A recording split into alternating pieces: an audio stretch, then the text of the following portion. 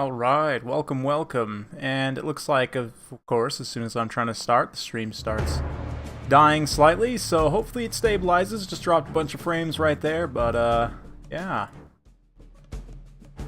Hopefully all are doing well today. The pre-stream music just started again.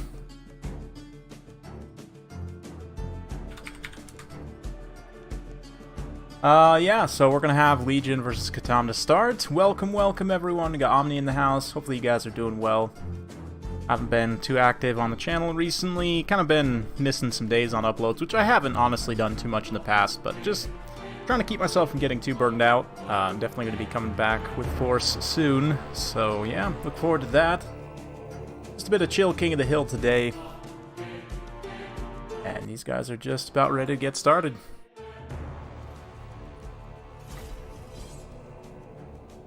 Cool stuff. Cool stuff. Hopefully you all are doing well. Just, yeah, some Friday action today, late November.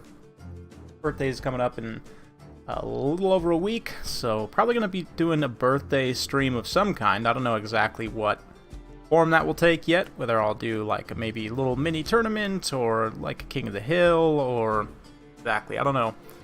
But definitely we'll be doing some streaming on the 23rd, and yeah, just in general, should have some more consistent content for you guys over the next couple weeks.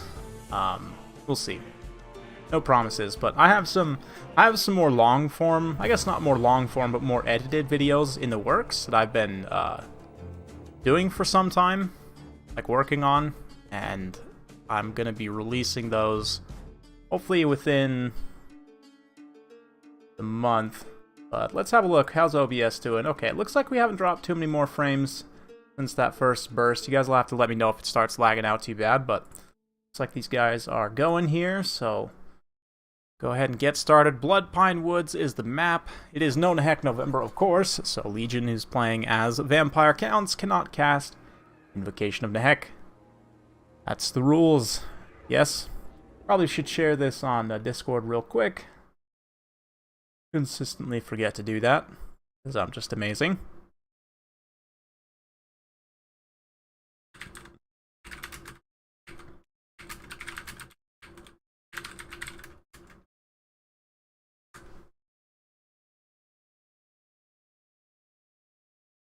So there is that. Put up an announcement there.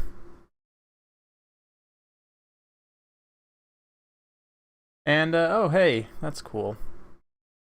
Posted in the YouTube Twitch feed. It's nice that Turin's got a bot in his Discord that just posts automatically when I go live and publish videos and stuff. Very nice.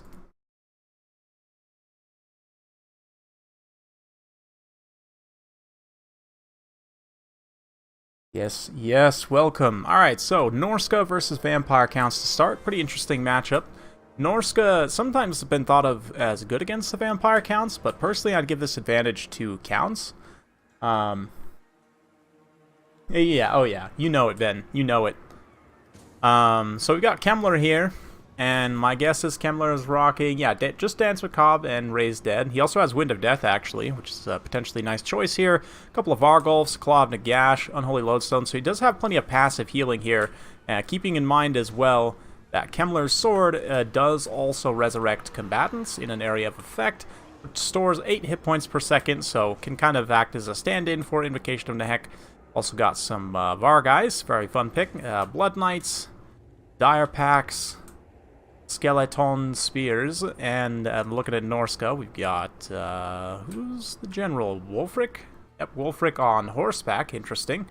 War Shrine, couple of Berserkers, make that 4. We've got Great Weapon Famir, a couple of Javelins, and a Fire Balefeed. Yeah, Michael, I agree. I would like for it to be released as soon as possible. Given that they said in their last kind of statement about it that it would be in December, right? Sometime in December. So if we're being optimistic and saying that it's going to be early December, then that would mean the marketing, like release date is early December. That would mean the marketing kind of hype push would start ostensibly sometime around now, right? Like... or in the later half of November, at least. I guess we're kind of still early November, but If you're being cynical and saying it's going to be late December release, then maybe you say that the kind of the hype cycle doesn't start until later in November, possibly even the beginning of December. But I don't know. I'm really hoping that it's, you know, earlier rather than later in the month of December, and hopefully we'll see some news on that soon. But yeah, that's one of the reasons I haven't been too active on the channel recently, and myself, and it's interesting, a lot of the other higher level players too, like tournament players and so on. I don't know, there's just been kind of some burnout in the community, it seems, recently. And a new injection of content, you know, a balance pass, all of that, it would do a lot to help revitalize the game. Of course, the Everchosen's also coming up. I believe they just released the official dates for the Everchosen, if I'm not mistaken, today, so definitely check that out. I'll probably link to that later on in the stream, or if any mods are here, but yeah, Wood Elves, they're a faction that could definitely use some love, but so far things are looking pretty good here. We see this frontline engagement definitely going in Norska's favor as they just pound some zombies. This is going to basically, all this does really is slightly tire the Berserkers, but also it, oh man, he's lining up a nice Wind of Death here. This is going to be massive. Ooh, just rips apart 2 units of Berserkers. That is quite a bit of Winds of Magic loss, but literally fully deletes one there. Really, the zombies, all they're going to do is get the Berserkers to a higher level of their rage, the Berserk. So really all you're doing is buffing them by throwing zombies into them in a way. But the Burning Head still gets some good value, so both players using good wind spell placement here. Hunter of Champions cast on Kemmler. He's now kind of being chased around, but Wulfric can't follow up as he is out there chasing around some Blood Knights. Actually did some really nice damage to the Blood Knights there, along with the Famir. Blood Knights can cycle charge Famir to death if they get him out in the open, but with supporting elements like these Javelins, they can do okay. But here, like, this is actually pretty okay for Legion if he can get the spears, but it looks like the Blood Knights actually, he misclicked and didn't quite get the charge order on the Famir there. Unfortunate. Wulfric now going to be able to come back over and kind of countercharge them in. They don't get their massive charge bonus, which is really where their damage comes from. That being said, the War Mammoth is a little bit isolated here. Scroll of Shielding being popped to give it a little bit of damage resistance there from the Famir Balefiend. And this Claw of Nagash is definitely becoming a problem, just draining out all of this infantry here. Javelins were kind of a counter for it, but they've been very well zoned by the Dire Pack here, cleaning up one unit of Javelins, now cleaning up another there on the side. And this is the thing, even in No Heck November, people say, oh, vampire counts are weak. Like, if anyone ever says that, just feel free to delete their comment just from your brain, because and just discard it entirely. You can easily win without Invocation of the Heck, which is definitely the strongest spell that they have access to. Kind of crazy. But Krell's now been summoned here. He's just beating up the Balefiend along with the Vargolfs there. That Balefiend is having basically the worst day of his entire life. And yeah, with the Balefiend being gone, I really don't see... I mean, Norska has a lot of kind of monster presence here. But all it's going to take is for the Vargolf and Krell and the Claw of Nagash and everything to just get in here and start to wear it down over time. I mean, maybe there's a chance that if the War Mammoth gets a little lucky, I guess it could take out the Vargolfs, and at that point there's not really too much to stop the Mammoth. If Wulfric can stay alive, that will be pretty key as well, but the Claw of Nagash just draining everything perpetually means even these low model count units are going to take a little bit of tick damage over time. Blood Knight's free here, can chase the Balefiend off, make sure he doesn't come back, and yeah, this is what I thought. Once he gets teamed up on, this Mammoth is going to have a little bit of a tough time. Vargeists don't have the best armor piercing, but they do have pretty high weapon damage overall. And, you know, the War Mammoth 70 armor is pretty good, but quite a bit of that damage is still getting through that non-AP. So the Vargeists, you know, it's enough kind of between their AP and the fact that their non-AP is so high. Definitely is enough there. So nice play by Katana, but there you go, Legion. It's not even an issue to not bring Invocation of the Heck. It's still easy. Easy maybe isn't the right word, but you can still win. No problem without it.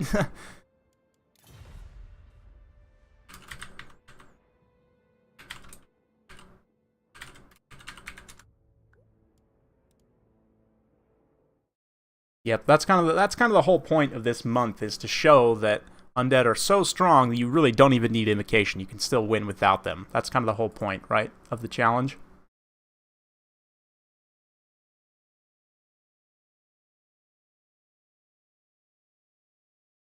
Anyway, let's go ahead and look here. Next up, we've got Gobble Slayers. Let me shoot him a message. Put some music back up here. Ah, there he is. Night Goblin November. I love it. I love the name. That is amazing. Night Goblin November is also a fun challenge. All Night Goblin only builds. Oh, what's up, Anti-Mage? Good to see you. Yeah, caught a stream, man. You did catch a stream. Oh, by the way, for practice, I still need to get your session in. Same with Ryder or Rohan. If you want to shoot me a message, possibly this weekend I might have some time, like in the next couple days, if you do. If not, we can push it out until another weekend in November. But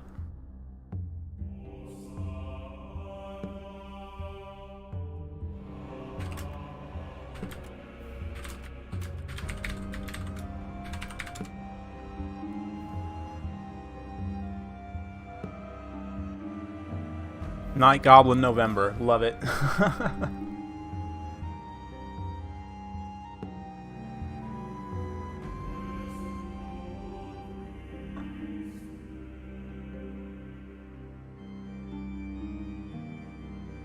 You know, it's interesting, Lucius, like how they're going to structure the factions for Game 3. I really don't know.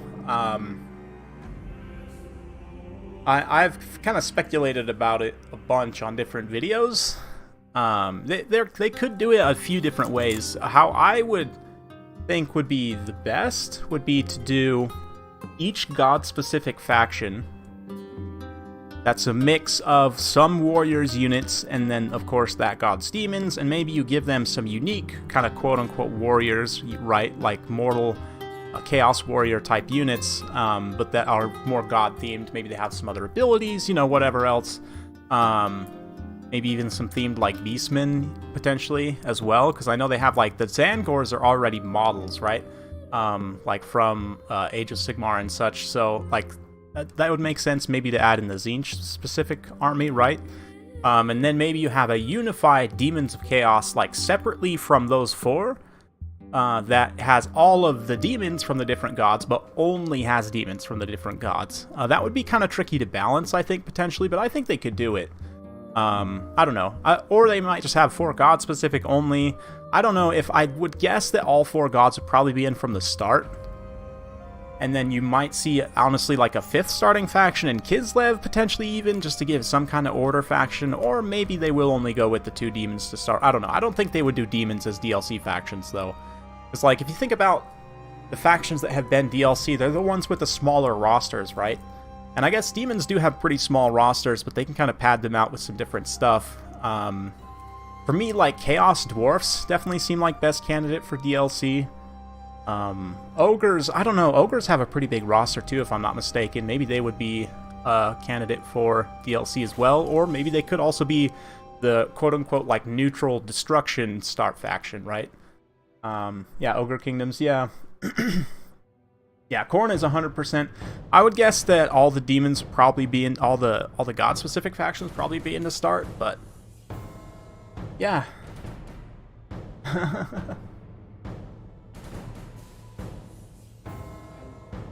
I'm personally very excited for everything. Kislev is the one that me personally, I'm the most excited about potential Kislev. Not saying that Kislev is confirmed, but like, yeah, it would be amazing if Kislev was in it. And I can't see them not doing it after everyone's been requesting it for so long, since Warhammer 1 even, like since the release of Warhammer 1, like they fit in with the whole chaos invasion kind of chaos theme of Game 3, right? Given that they are literally on the front line, like they are stop number 1 for any chaos invasion.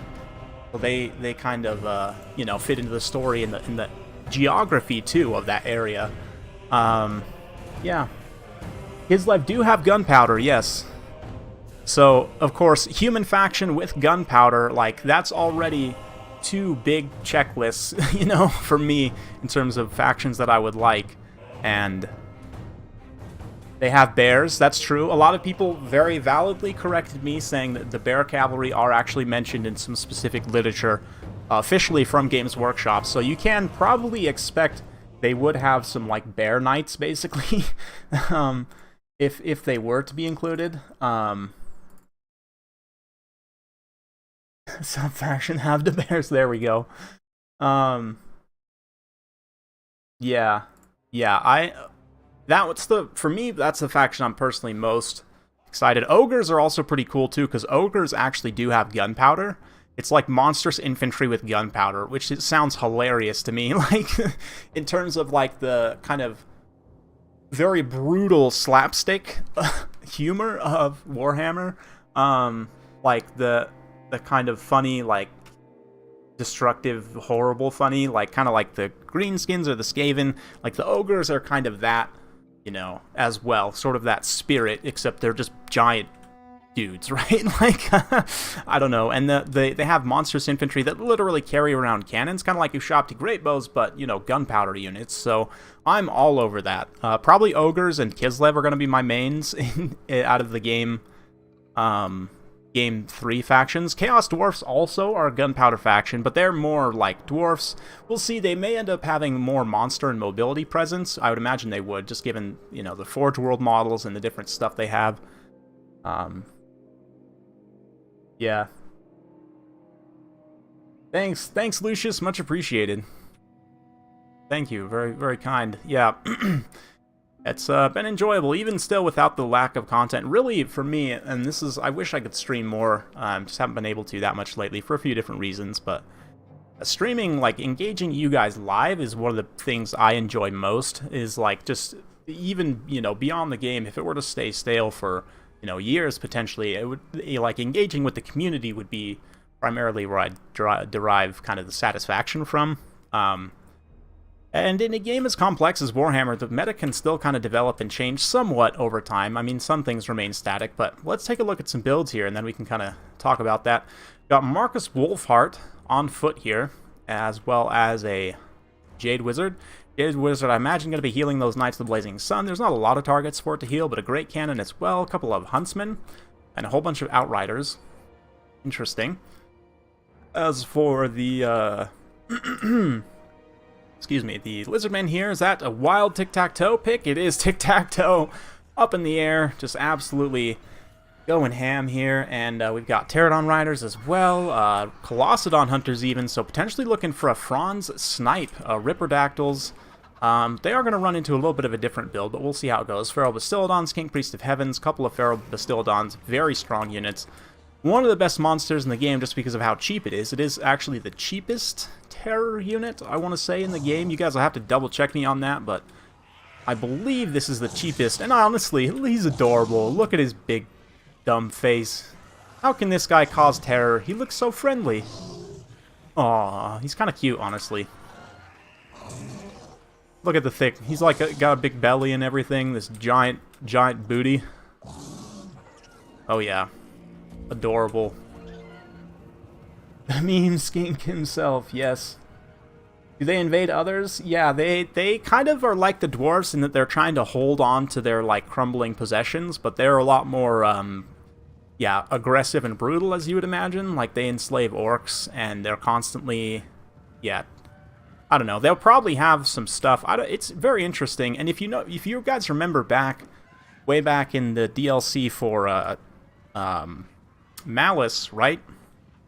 They added a little bit of area of the Darklands on that DLC, with the Malice and what was that? Malice and Snitch DLC. So yeah, I'm really hoping that they kind of go more in that direction. I don't know. I just am so hyped for Game 3. Like, because basically what Game 3 means is it's like getting, it's literally getting another game, yes, but it's also like getting a DLC with, you know, like 5 potentially or more new factions for I don't know exactly how many starting factions they're going to have, but yeah. so interesting. Yeah, so basically it's like dwarfs, but you have access to magic, and you also have access to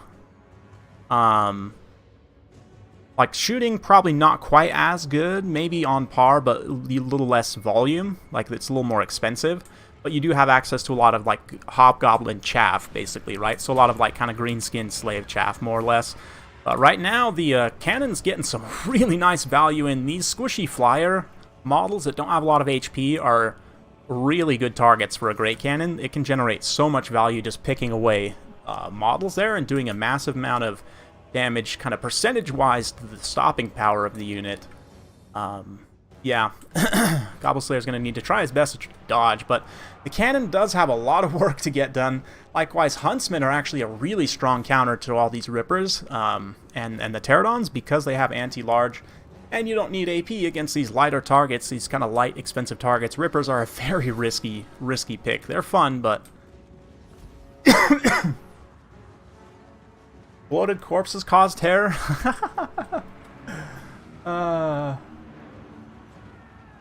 Yeah.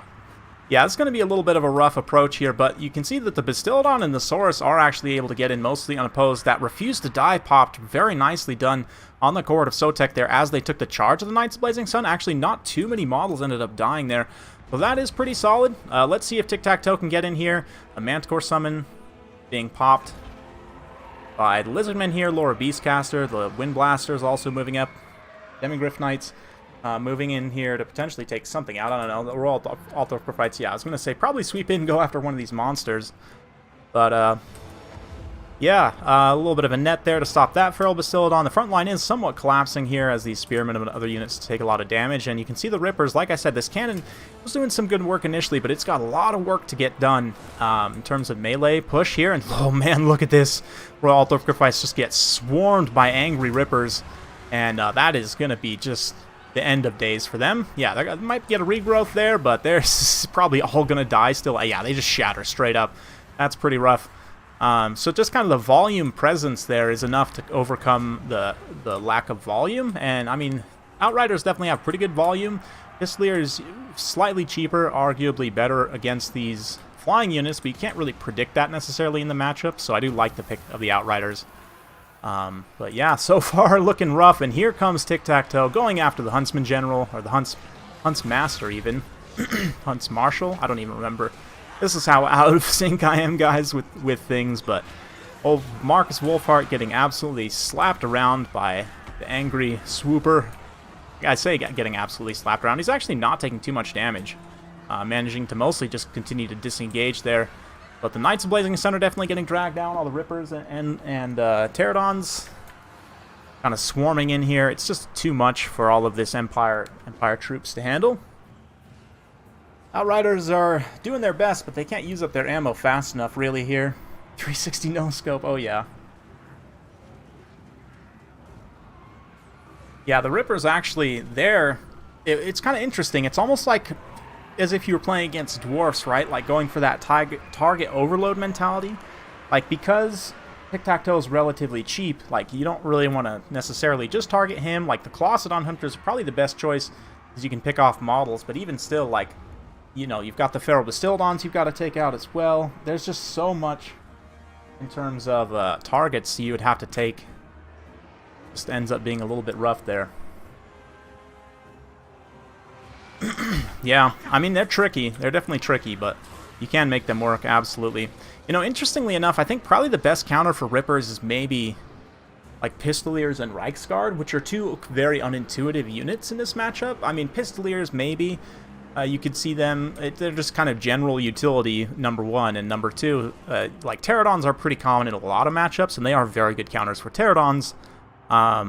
They're pretty good counters for Rippers too, but Reichsguard, basically, if you can try and not take the charge on the Reichsguard, like screen out the charge with something else, and then countercharge the birds when they're on the ground, like that high charge, high weapon strength, probably do a lot of damage to them. I'd imagine you could maybe kind of countercharge them pretty effectively, but that's if you can keep your Reichsguard from getting charged directly and, you know, otherwise dying to other armor-piercing dinos or lizard cavalry or chameleon skinks or whatever else.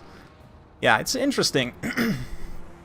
Very, very interesting. I love the build, though. I might actually save this one to feature Rippers, because that was a lot of fun. Like that one. Cool, cool. Yeah, I'm actually going to save that. Underrated unit, Rippers, because a lot of people rip on Rippers. See what I did there? But they are not bad units at all. Pistoliers are your counter to everything. Hey, you know, don't argue if it works, you know? Yeah, that's what I'm saying. It's because the Pistoliers are counters to everything.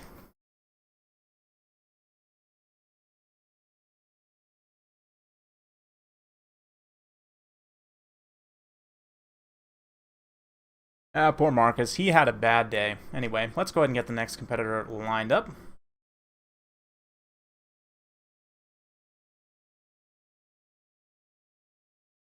And looks like we got Bears up next.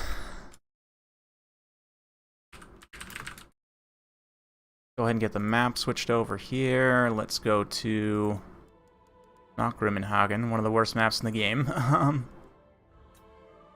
Let's do... Elengui. It's a very traditional.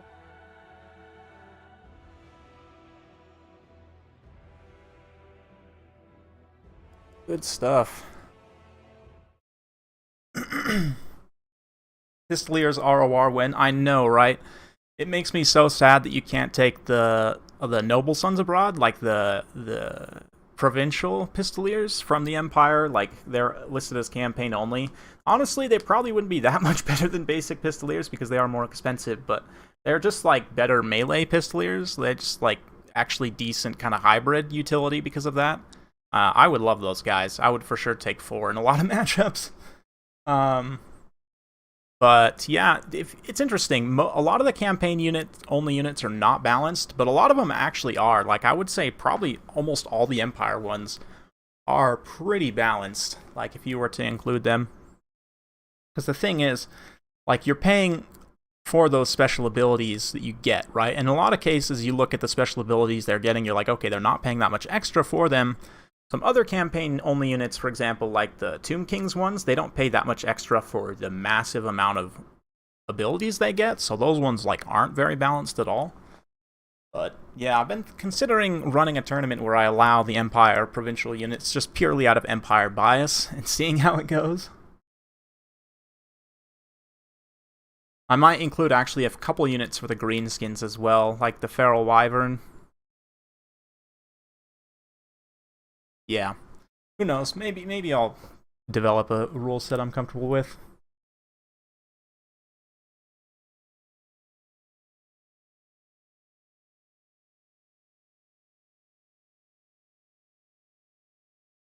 Yeah. Should be fun though. Let's see what we got. Night Goblin November going Wood Elves, hyping up for the hopefully upcoming DLC. And up against the Lizardmen. This is actually a potentially tough matchup for Lizardmen. I would say this is probably Lizardmen's second, maybe third toughest matchup behind Coast and Skaven.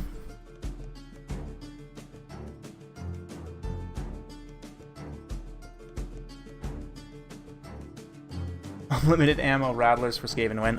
For real. Could you imagine if they had, if it, for example, had like a refill ammo ability?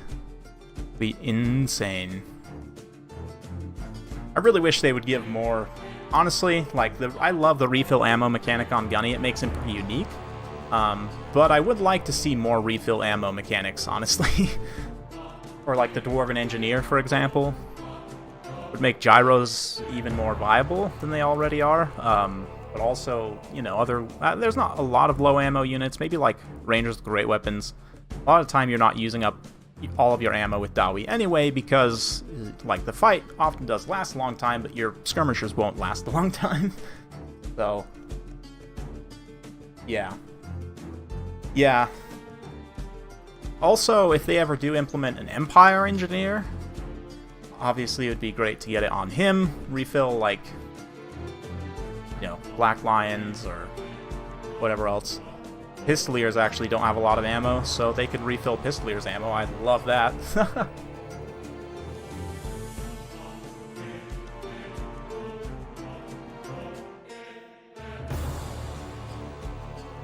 Oh yeah, is that how it should go, Ben? I don't think that would be fair at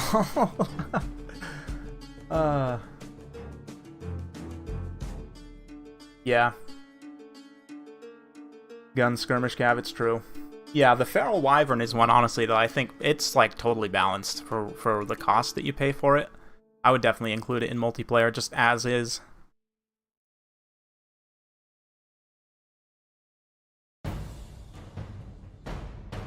There are, yeah, out of the other campaign-only units, I'm trying to think. I'd have to double check on the Mistwalker units for Eltharion. I'm not familiar enough with them. Really remember. I'm gonna be honest. That DLC, I was way more interested in the greenskin side. I played that way more than I played at the High Elf. I don't think I played more than 20 turns of Eltharion's campaign, if I'm being honest. But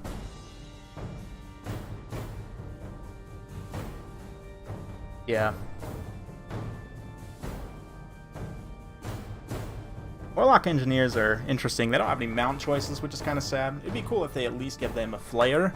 I would also like to see, this is something I would love, and I've talked about this a bunch of times, I would love for them to implement artillery mounts for more characters. Like, for dwarfs, they should be able to actually, like, take...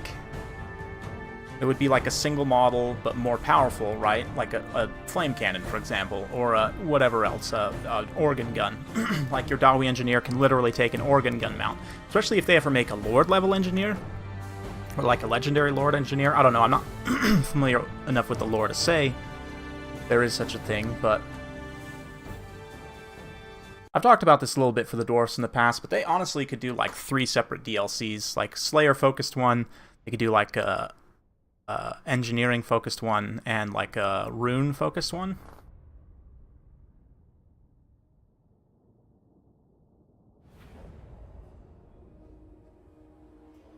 I don't know, Ben. I don't know if greenskins really struggle against flyers that much. Doom Divers are the best anti-artillery in the game, for sure.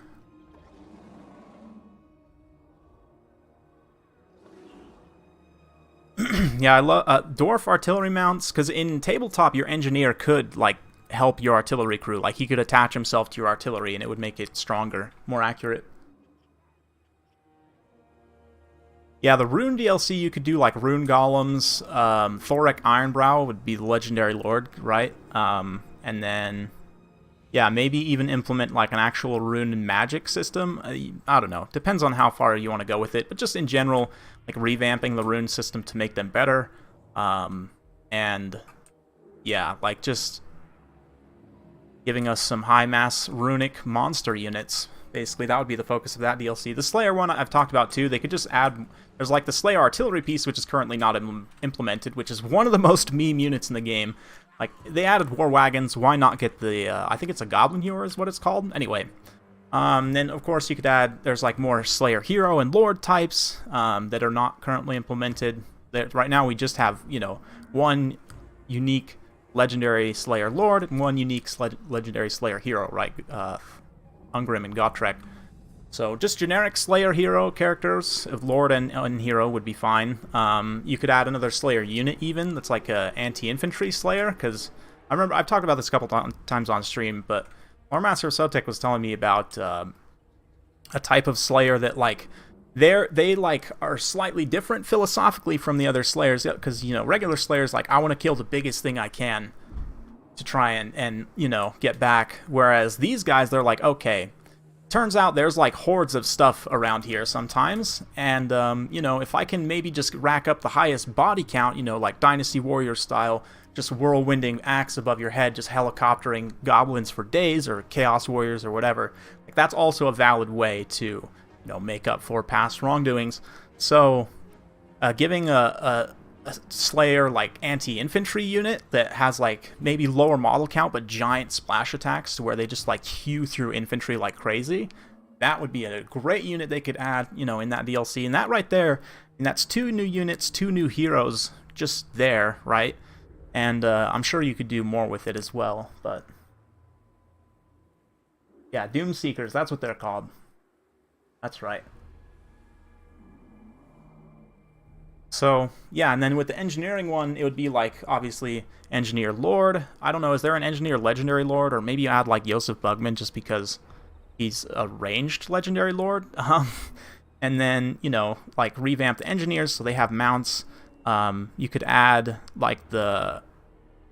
If you really want to dip into the crazy stuff, you could go with some of the Age of Sigmar, like, barge-type units, but just more flyers. Could maybe even implement the Death Roller from Blood Bowl as, like, a chariot unit. I think that'd be awesome. Death Rollers are amazing. So, yeah, I like that. again, that's like already 2-3 new units, and revamps to heroes. Like, basically, it's like the engineer's a whole new hero at that point. You could do a generic engineer lord. That's 3 DLCs potentially for the dwarfs you could do right there. So, yeah. Huh, interesting. Yeah, I would love Bugman. It's because it seems weird to me that dwarfs, who are the best shooting faction in the game, I'm going to go ahead and say it, they are the best shooting faction in the game, they don't have a ranged legendary lord. Seems really weird to me. Like, they don't have a legendary lord that has a ranged attack at all. So it's really strange.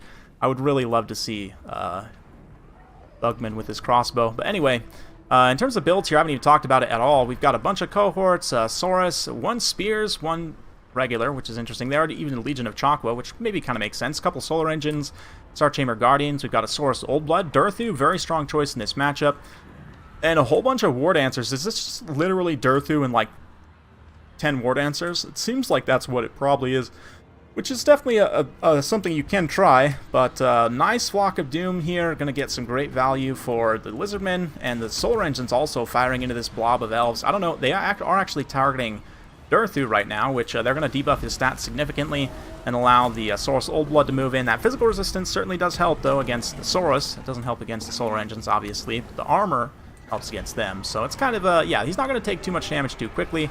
Tree blocks a shot there. But Manticore being pulled up now on the Lizardmen side. That is going to probably swoop in, try and go after this Spellslinger Lore of Life here, I would imagine. Be a good target to try and swoop on there. Plenty of War Dancers pushing up, but War Dancers just take so much damage. Look at this, just getting lit up by cheap skirmish fire, the javelins and everything else just shredding them. So that is the major downside of War Dancers, is they're very expensive and very squishy. They're just going to get absolutely chewed through here, and that is just most of the value of the army pretty much gone. Another nice Flock of Doom, this time from the Elves, as they throw that there. Nice big blob. And I was saying this is potentially one of the tougher matchups for Lizardmen, but here, I mean, just because the army that Gobble Slayer brought, it's going to end up going pretty well for the Lizardmen. Kind of just more of a traditional build, but it's maybe not out of this yet. We've got War Dancers going way wide on the flank here, and 1 Spear Dancer is even getting back and getting on these Bastildons, so maybe it's not out of reach yet for the Elves. I guess I didn't see that there's still so many War Dancers kind of hanging around in random places. But yeah, these other ones definitely want to try and get in here if they can. Disrupt, taking them on piecemeal, definitely going to be a bit tough. But look at this, actually triggers a terror route for all these Chameleon Skinks, and that anti-infantry damage is going to get in. The War Dancers are fast enough to keep up, and even now they're getting dominated by the Saurus Old Blood, but still, they were able to do a little bit of DPS, those Chameleon Skinks there. As the Chameleon Skinks rally, though, they're going to immediately turn and start shooting and probably just shred those poor War Dancers. But here, Loix Tricksters actually, they must have used that Night Shroud to get in there.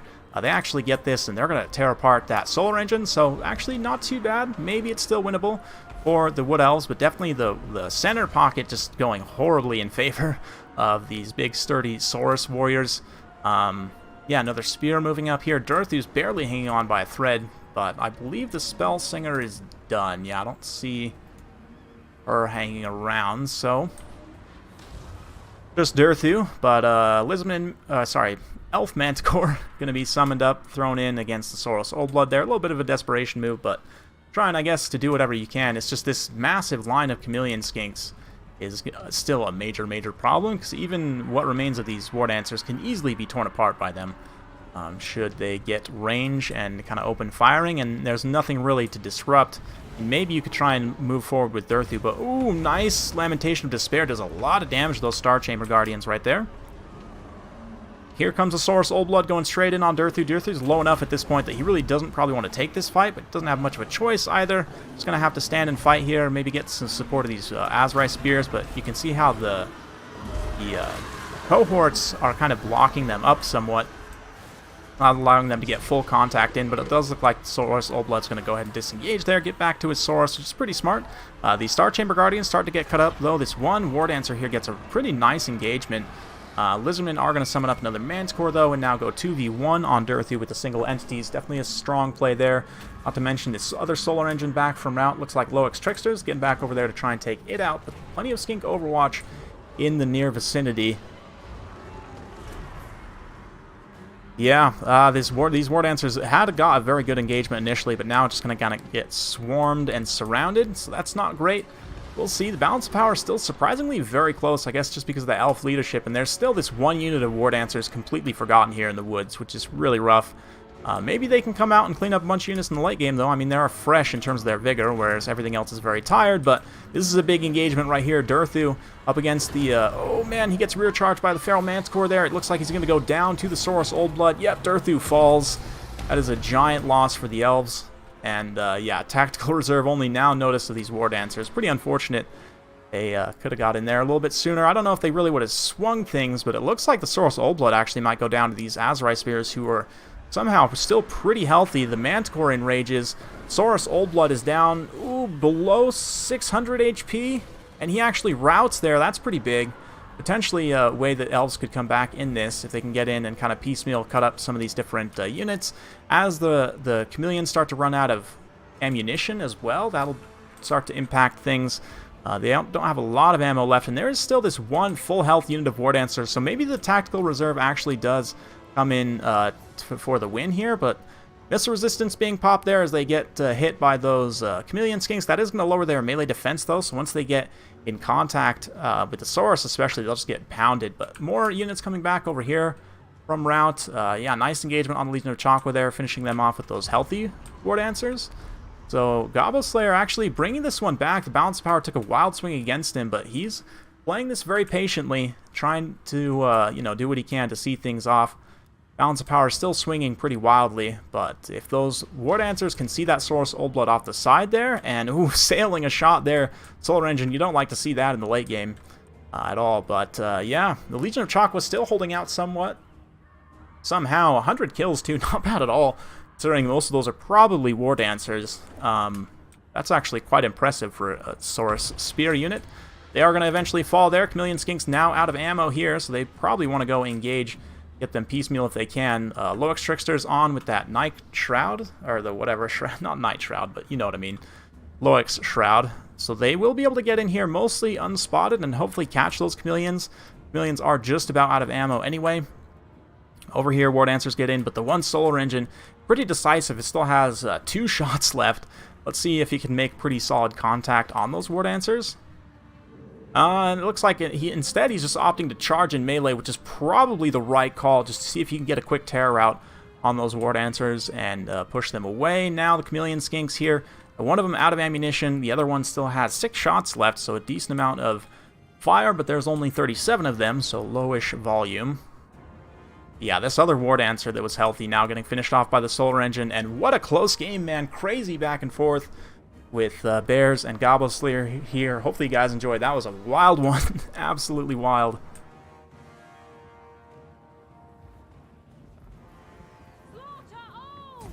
I can't really say. I don't know, but what I'll say is I hope it comes soon.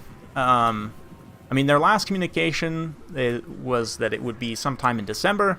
You're thinking, early December, then maybe we'll hear something about it even in the second part of November. If it's late December, then maybe not until early that month we'll hear anything, but it kind of just all depends. Oh, man. Wow, what a game, huh? What a game. Last charge of the War Dancers getting in there, mixing things up. And they'll get finished off by the Saurus. Fun stuff. Well, not for them, but it was a risky build, and it almost actually worked. All War Dancers with Durthu there. Durthu, 134 kills. He's so strong in this matchup. Unfortunately, the War Dancers just being so squishy low. Like, all of these missile units generated insane value just overwatching there. And the Legion of Chakwa, 100 kills. 100 kills against this army that has relatively low model count, all kind of like mid-tier expensive units.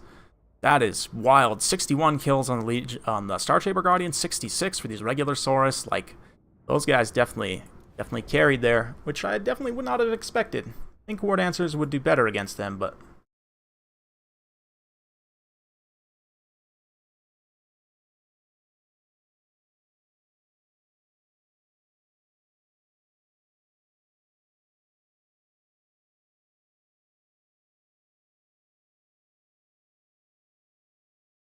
Okay, so anyway, let's go ahead and get the next competitor in here.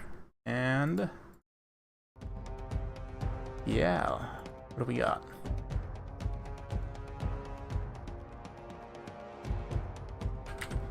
Looks like Von Carstein's up next. And we'll go ahead and switch the map up. Go to, we'll do Plain of Spiders. It's a pretty large map, but it's a fun one.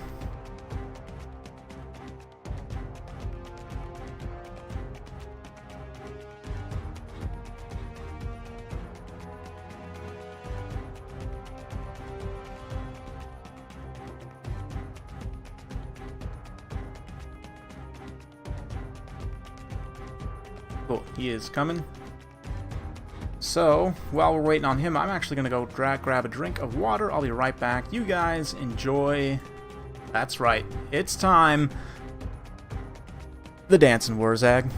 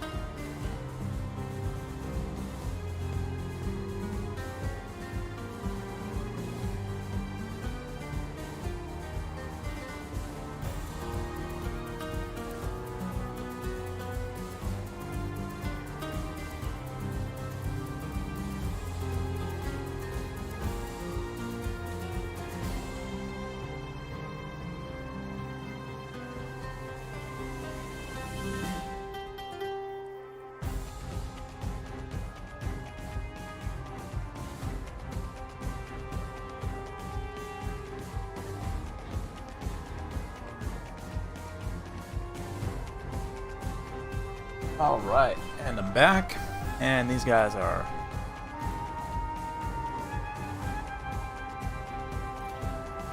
And yeah, these guys are back.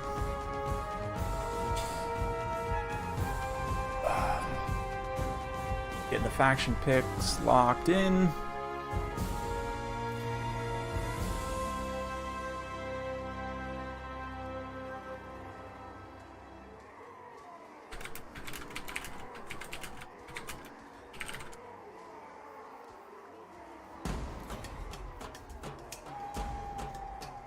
Cool. Just get a little rules explanation real quick, and let's see.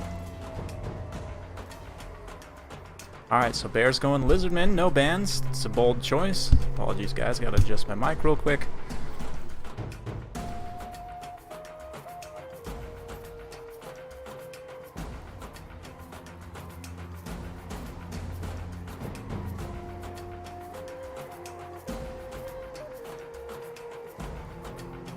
And yeah, things are going good. Hopefully you guys are feeling good.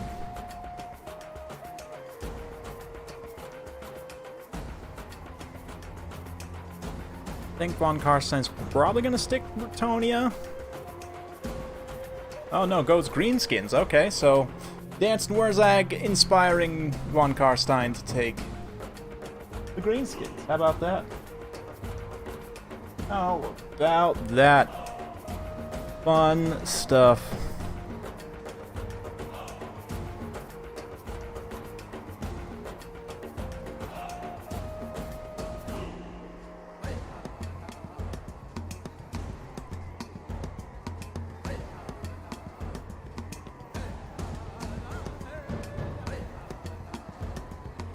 Alright, alright. Sorry, just checking some things over here on the side.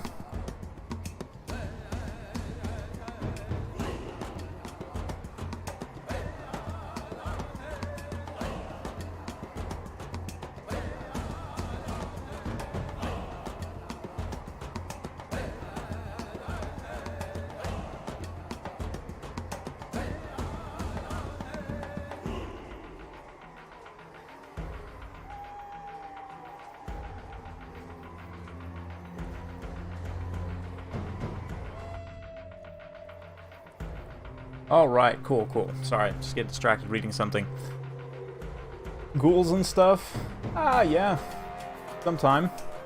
Make it happen for sure. I'm hoping to do more, yeah, stuff going forward.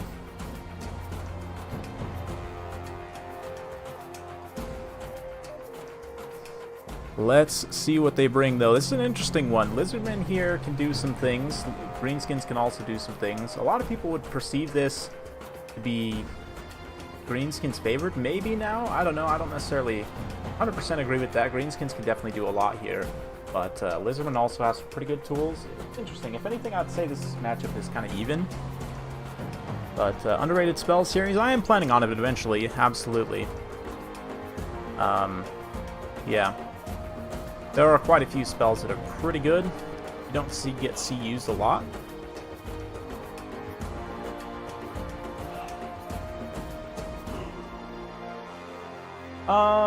Let's see, Zach. I think I might have one other person.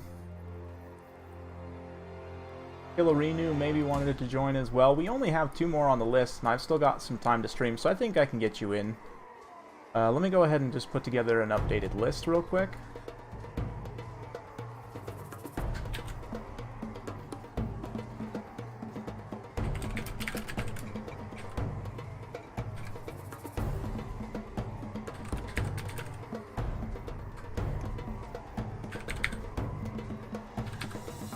We'll get Killarinu, and we'll get, yeah, we'll get you.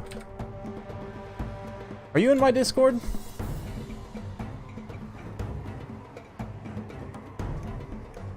Got what's your name on Discord, Zach? Are you in mine? Anyway, I can put you on there.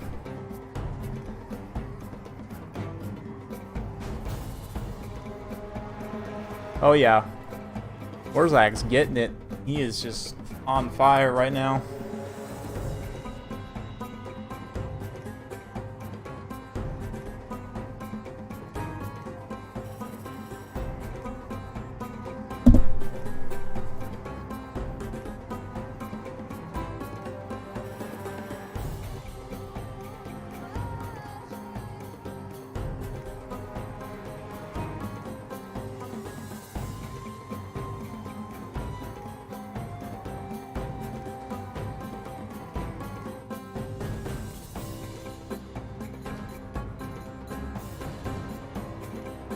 Okay, sorry, just getting distracted again. Big pun. Okay, okay. I got you.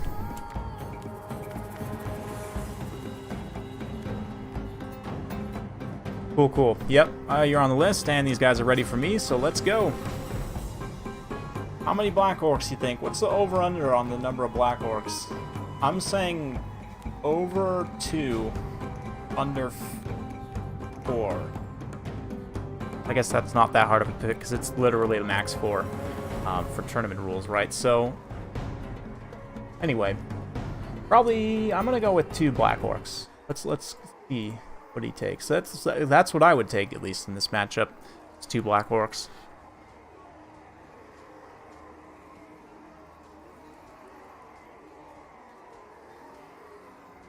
Oh, it's all good.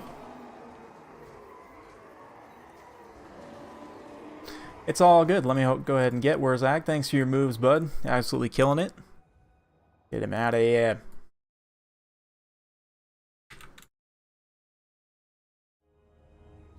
And let's see what we got. We'll start on the Green Tide side. Looks like double bob? No, single bob with the blob.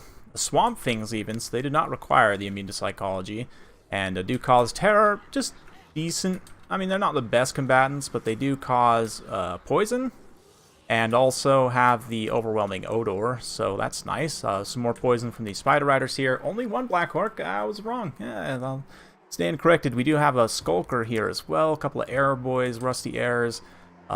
Snick leading the way. Definitely solid choice in this matchup. Night Goblin Shaman, Night Goblins, and Orc Boys. I've seen people recently trying to blast Snick with the Hand of the Gods from Krokar, which we've got a Saurus Old Blood here instead. Looks like a Solar Engine. A couple of Sacred Boxies, including the Cohort of Quaddle. A bit of a risky play here, but Solar Engine as well. Skink Priest, Lord Beast, Chameleon, Skinks. Yeah, man, if these guys had better stats, like better attack and defense, they'd actually be pretty good, but their stats are just so poor. Like, you compare them to Famir, and they're so bad. They're very, very bad, but they're fun units. They can be useful at certain things. Definitely have a lot of mass, a high weapon strength, so if you can buff them up, like even these guys, 45-34 melee defense only for a unit this expensive is pretty tough, and they actually, instead of getting missile resistance, they get physical resistance, which is more useful in some situations, but it's actually worse in other situations. So we'll see.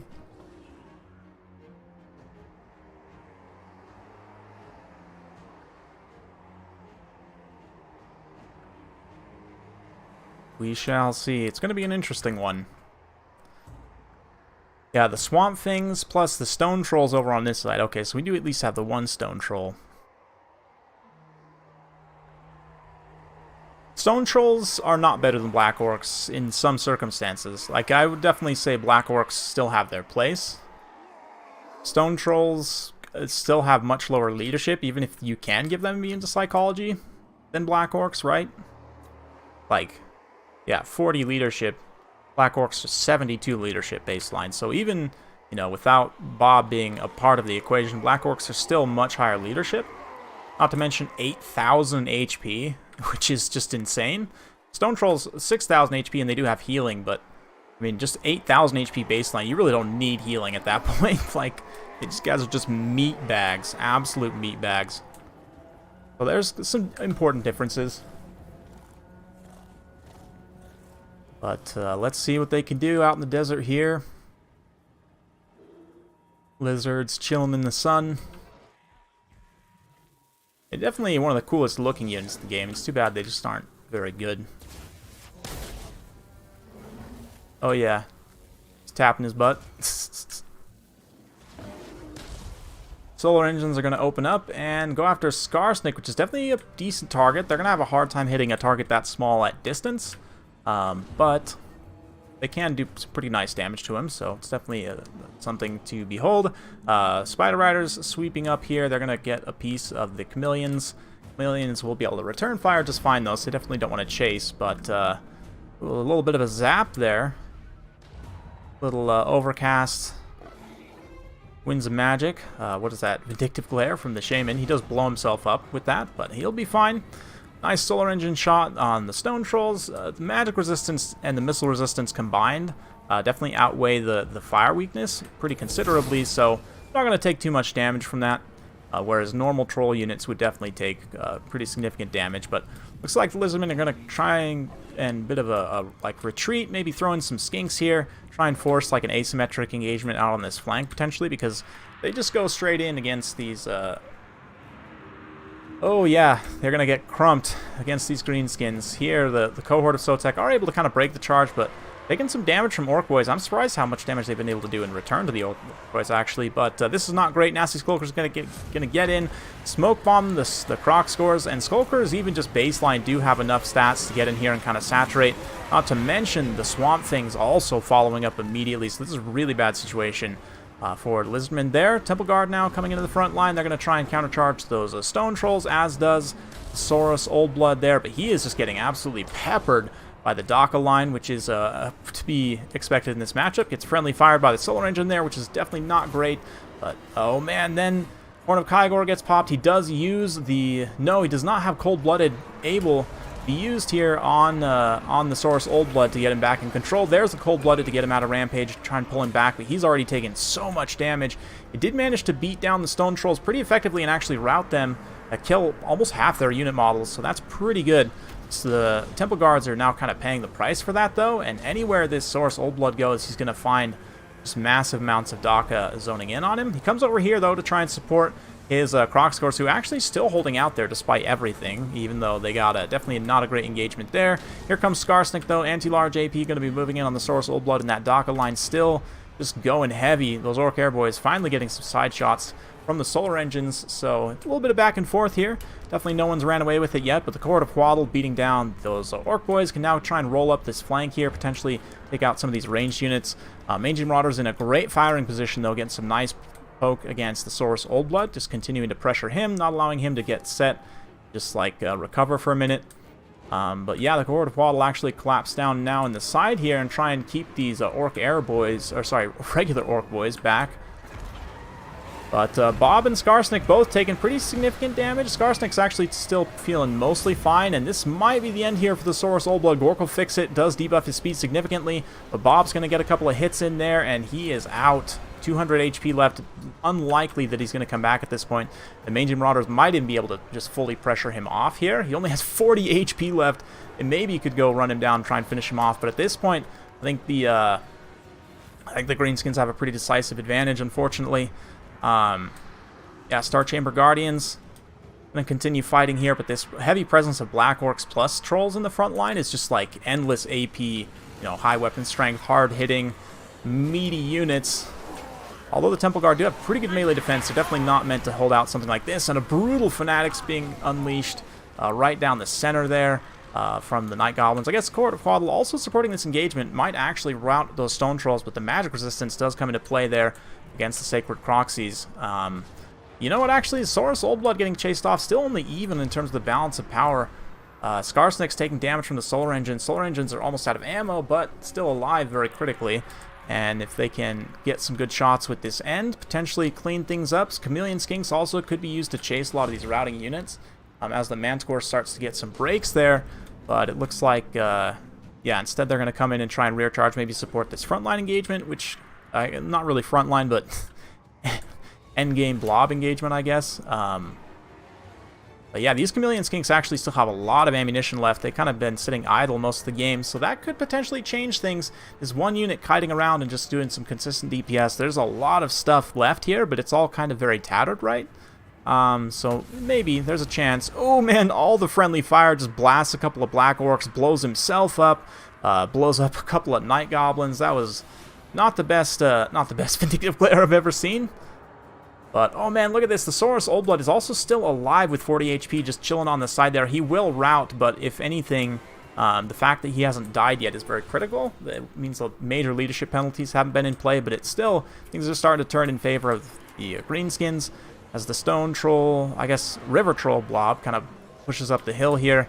There's just not a lot of supporting elements, and even still, like, these Chameleon Skinks, I don't know, it must not be set to fire at will, but it really should be putting some Overwatch fire in there. Might have been enough leadership damage to actually take out those the Swamp Things, maybe rout them potentially, but we'll see. Skarsnik comes in, he's fighting the Skink Bro. Skink Bro does take a big old hit right there, and the more damage he takes, the worse it's going to be. No more Flocks of Doom or anything, right? But the Star Chamber Guardians are actually coming in, and oh, I don't know about this, diving in with the Saurus Old Blood. So risky. He's just going to get immediately killed here, probably. And he's alive. He's alive. He's alive. He's surviving. Wow. He's survived a really long time there. Nothing is really getting hits on him. He's only got 33 HP. Down to 17. And he's going to go down to probably a Skulker hit at this point. Or something. Any incidental hit will take him out. But, yep, there he goes. And at that point, though, I mean, a lot of these Greenskins units are getting very, very low. We've got a bunch of breaks here as well. These Chameleon Skinks, look at this. They're going to come in the side with their poison melee attacks and just mop up a whole bunch of units with the Cohort of Waddle.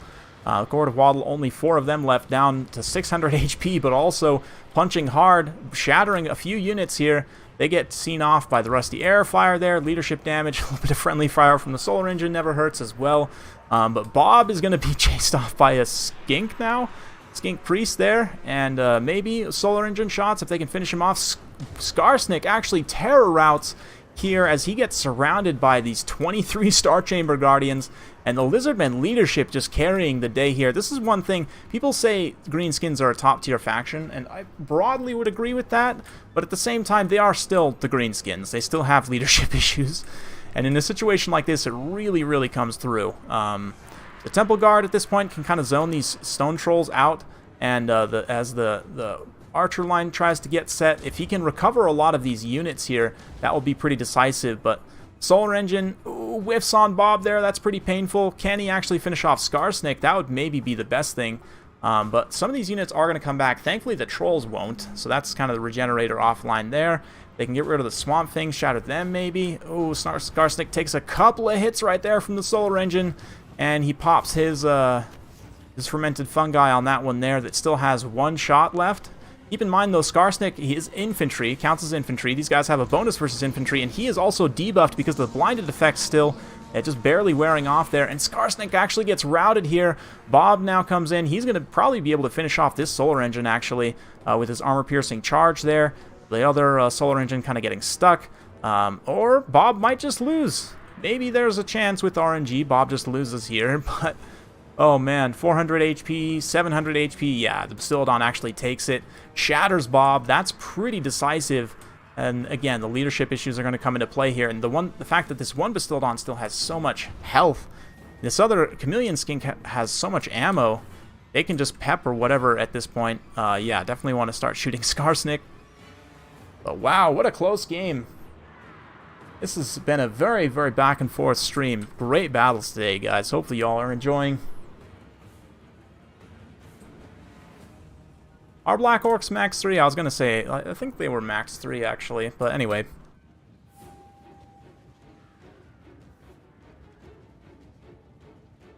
Yeah, the Chameleon Skink presence I think is enough to see everything else off here, but we'll see.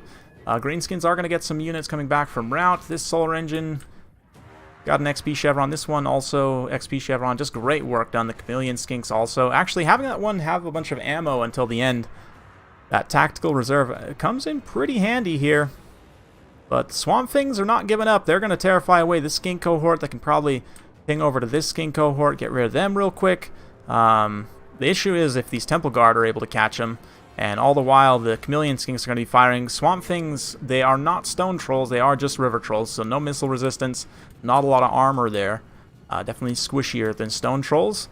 They are immune to psychology, so they won't get terror routed because, of course, they themselves cause terror, so they can kind of get an engagement on the Bastillodon here. But actually, a little bit of friendly fire from the Orc Airboys, and they shatter. Skarsnik now really not feeling comfortable about this situation. Bastillodon overrunning, causing those Orc Airboys to rout. Skarsnik's going to shatter as soon as he gets close. Maybe not shatter, but rout. And that's army losses. No? There it is.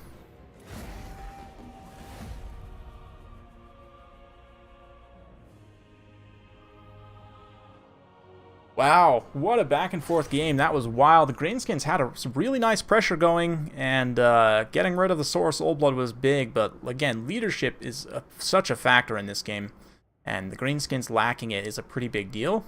Yeah, it's a fun one though. Very enjoyable. 156 kills for the Court of Waddle. I was talking bad about the Sacred Box scores, but that's probably one of the best games I've seen out of them, actually. Pretty impressive, all things considered.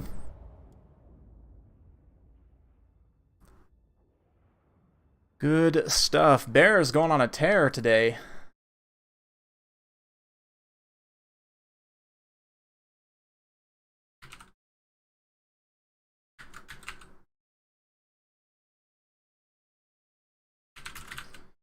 Awesome stuff, man. Awesome stuff. So let's go ahead and get some more music. I'm going to go grab some more water. I'll be right back.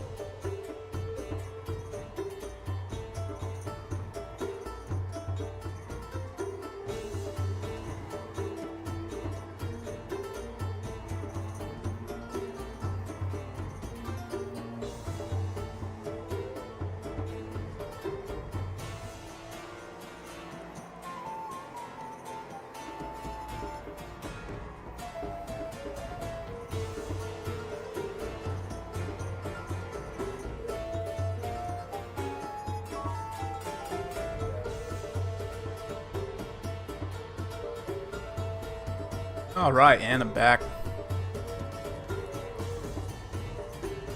We are returned. Get It Mule is on his way, so we're just chilling for the time being. Let me get a new map.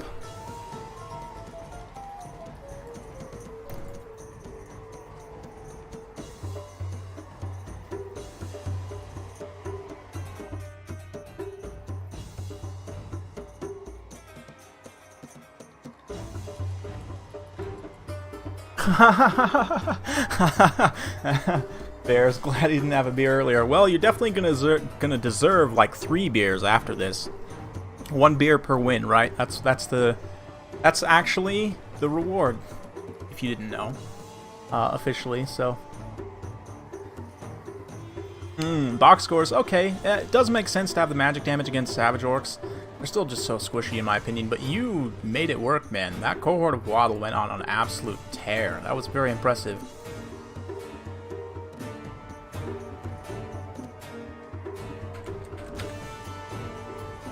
So yeah, I got a couple of underrated Lizardman unit replays now from this stream, because I might recast that one as well, honestly. That was fun. You don't see that too often, but man, they definitely put in some work. So, fun stuff.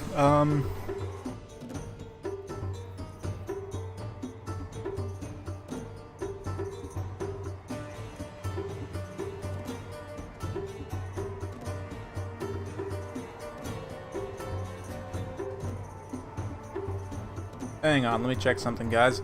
While these guys are getting their armies picked, I'm gonna go look at this.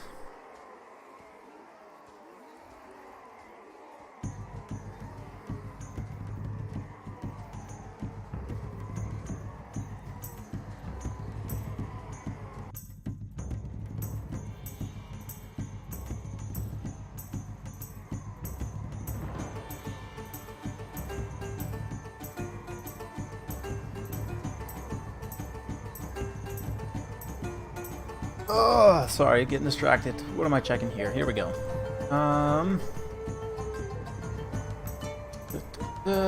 Okay.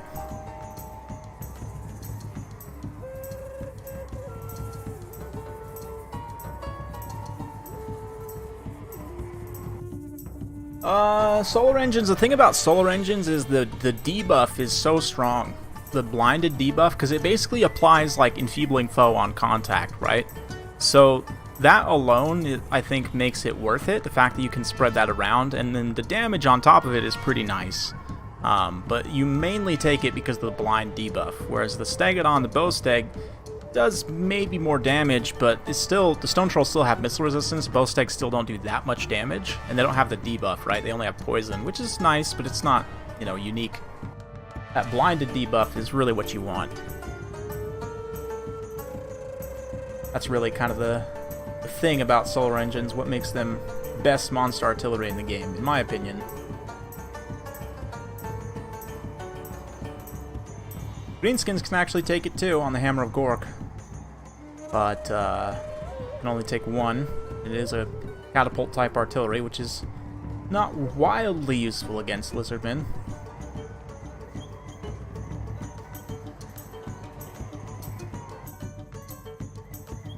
Lizardmen, though, if anything, actually have some of the best tools to counter Greenskins, because Cold-Blooded literally counters the fungi. Like, they're the only faction, really, that have a direct counter for the fungi. So, maybe, actually, Lizardmen are one of the best counters for Greenskins. I don't know.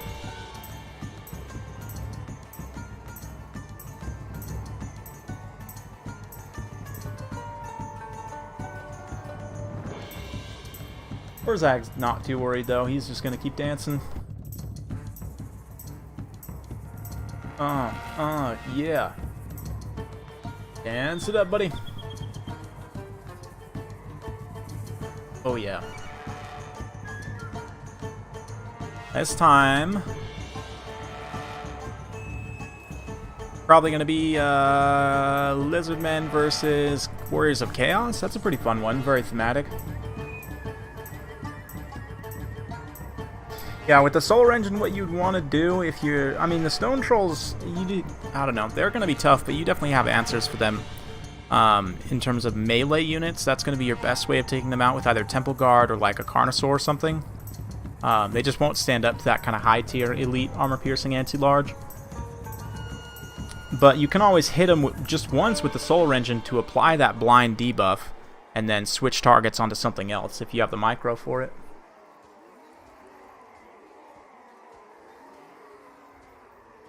Oh, you know it.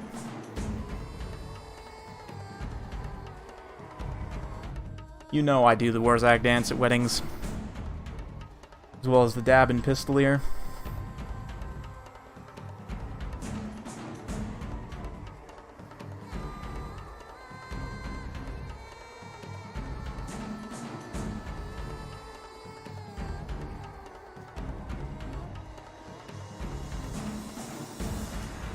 Oh yes, yes, yes. So we got a good stream going so far today, guys. How long we've been going? About an hour and a half. No more issues since right at the start, so perfect.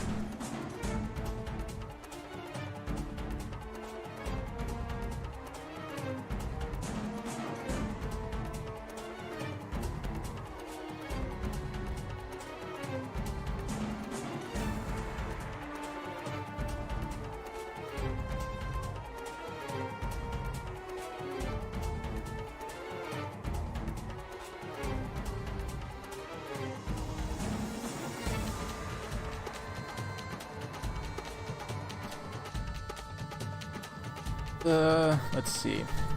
Just looking at some stuff. Okay.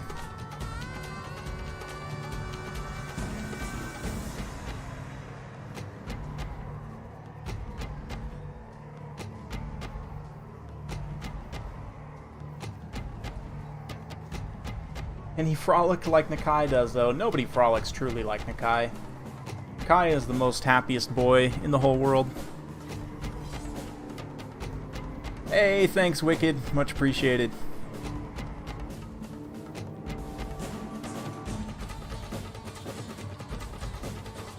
There it is. There's the Discord. If you guys want to join in on the action, that is the place to do it.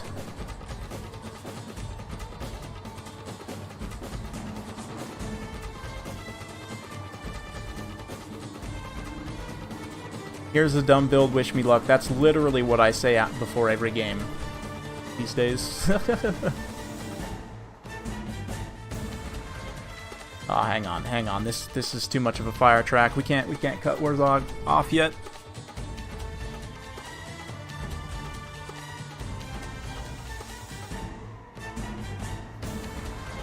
Oh. Man, such a banger. Jeez. For real.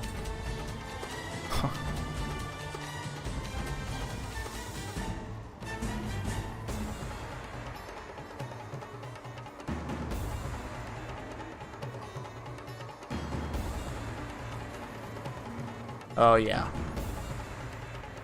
Don't worry, he's going away in just a sec. We just gotta, But it, Here it comes. Ready?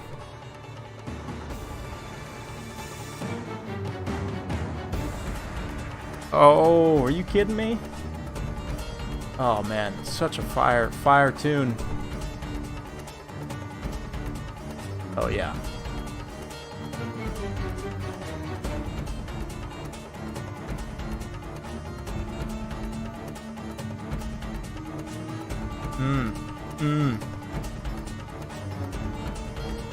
Okay. Oh, there it is. Gotta go the double tap.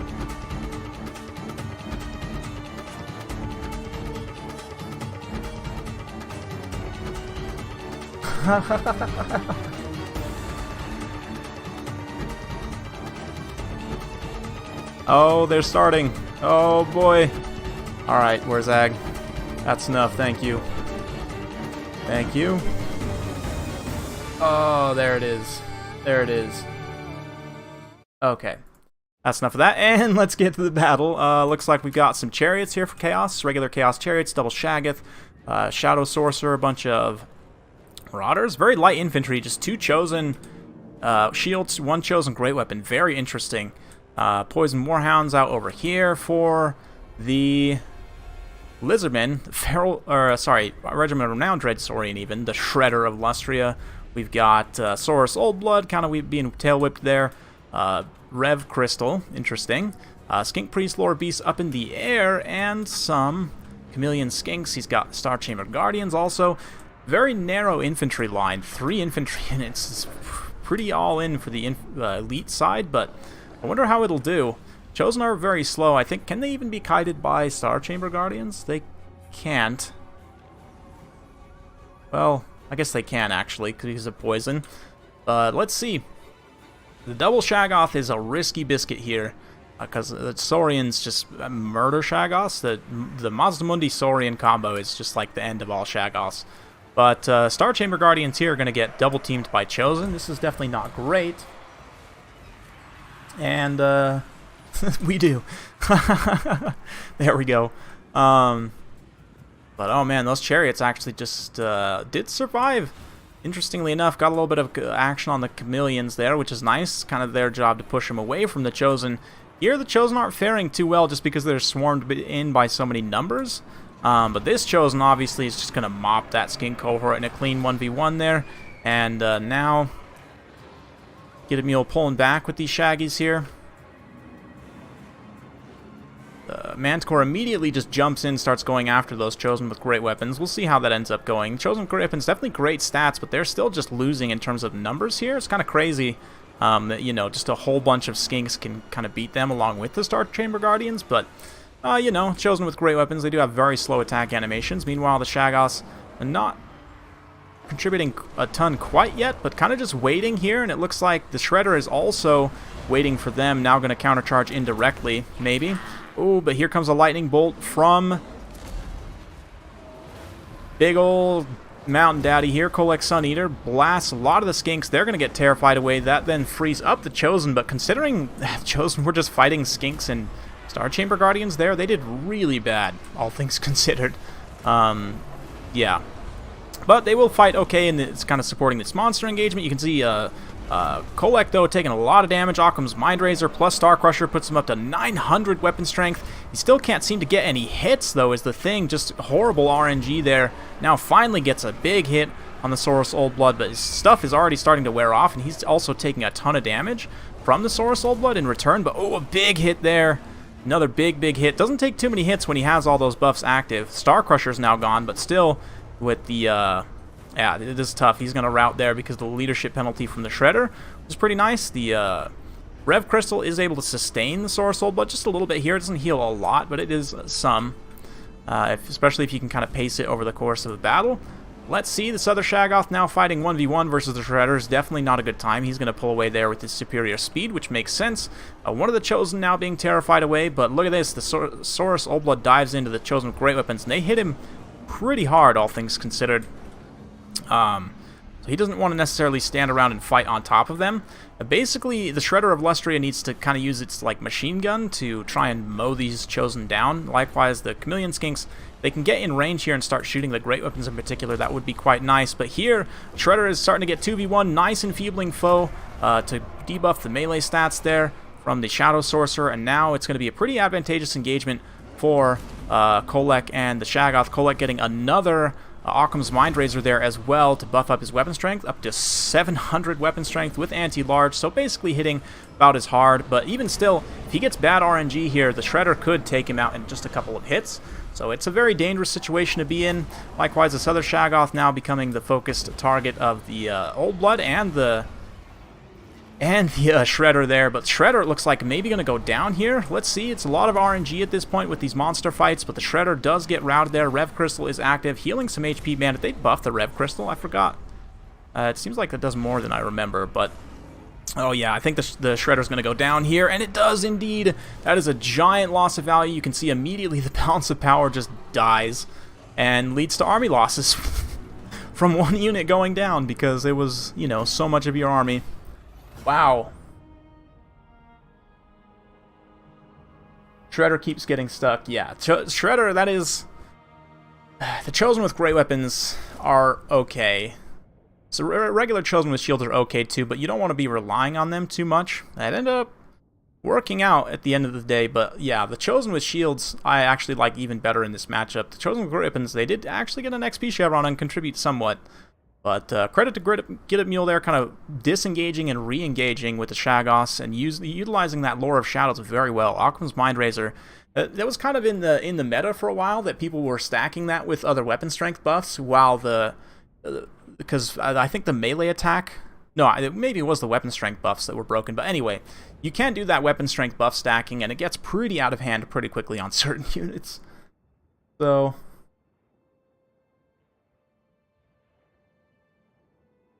yeah. Yeah, right. It's so much of your army value dying at once. Anyway, let's go ahead and look here. Next competitor. Okay, looks like Stormrunner's back, so we'll have him in, and then Killerinu up next. Get Big Pun in. Maybe we'll have time for Wicked as well.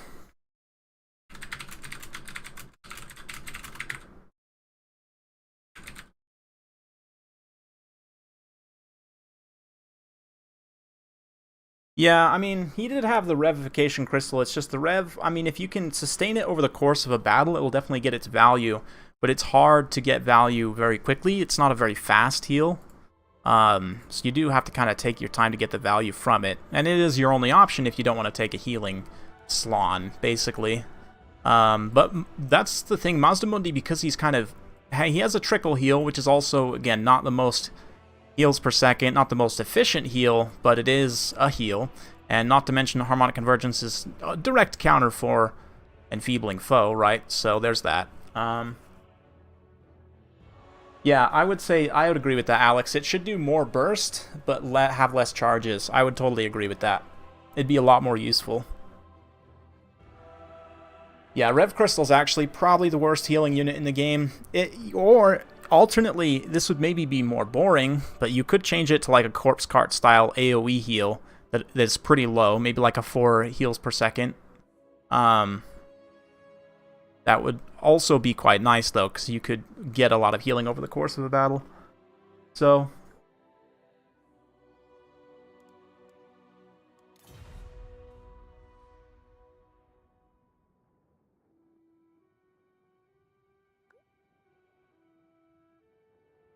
would kind of encourage blobbing, which I'm not really a fan of, but I mean, you kind of blob with the Lizardman anyway with your monsters often. Having it be castable at a distance is pretty nice too, because then you can kind of throw it over there, because the Stolodons are not super fast, but just it needs some kind of tweak, one or the other.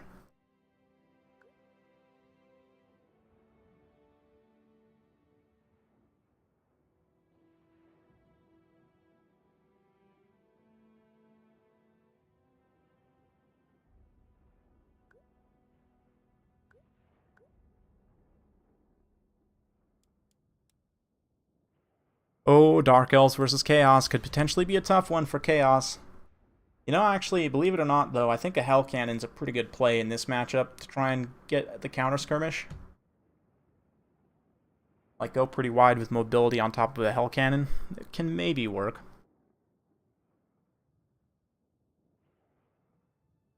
Anyway, let's go ahead and get this.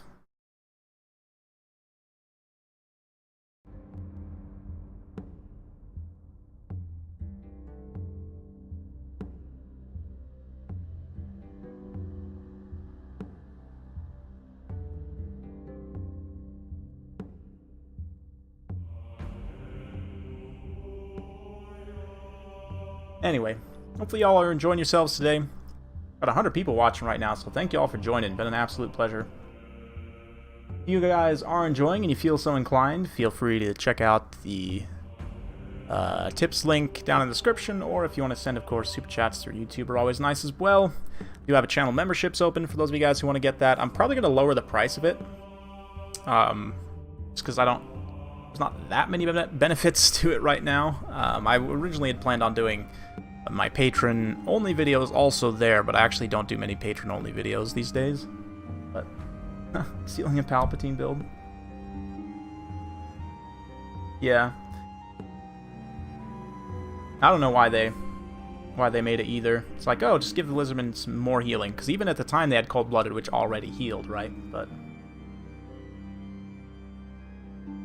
don't tell your boss you're not doing work. Right? I finished my day job projects I had to do today pretty early this morning so I could stream. So, yeah, woke up pretty early for you guys. These days, actually, I have just been getting up earlier in general. Of course, man, those are some fun games. Those are definitely fun games.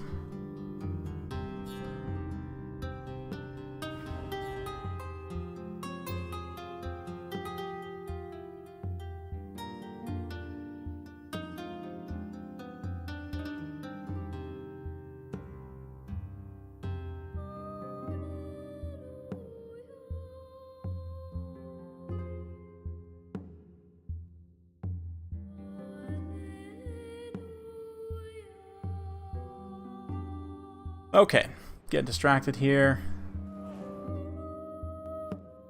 And here we go. Dark Elves versus Chaos. That was a quick intermission. Nice, I like that. Let's see what we got going on here for the Dark Elves. Some Dark Riders with shields, harpies, a couple of repeater crossbows, a couple of Cold One Knights, a couple of Dark Shards with shields. Very interesting. Is that Malekith? No, Dreadlord. Oh, okay, so Nolosi. So this is the combo, right? This is the other combo you can do besides Kolek. This here Nolosi Honor Dragon has got the Hydro Blade, which you can also stack just like Star Crusher with Occam's Mindraiser from Lord of Shadows. And of course you've also got Enfeebling Foe, Penumbral Pendulum, so pretty expensive kit on the Sorceress of Shadows. Let's see how that pays out.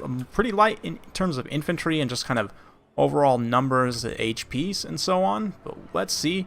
On the Warriors of Chaos side, already got a couple of Chaos Marauders with great weapons. Interesting choice. You don't see the Marauder great weapons too much, but they are decent. 21 charge, 38 attack with 30 damage overall. Decent amount of AP. Hell Cannon, as I thought, Soul of Damnation is a pretty good choice in this matchup. And we've also got, Summoners of Rage, one unit of Chaos Knights with Lances. Great for doing massive shock damage to Dark Elves. And, some Poison Hounds there as well.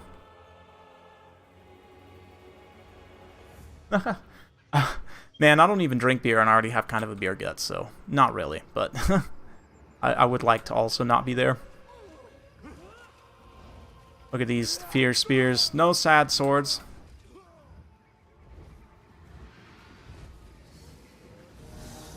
But Dork Shards, not gonna lie, they're probably one of the coolest crossbow units in the game. I'm a big fan of like Pavis crossbowmen, and these things are basically like a Pavis. You can see they've actually stuck them into the ground, and they're kind of putting their crossbows through this little loop here. Not really, but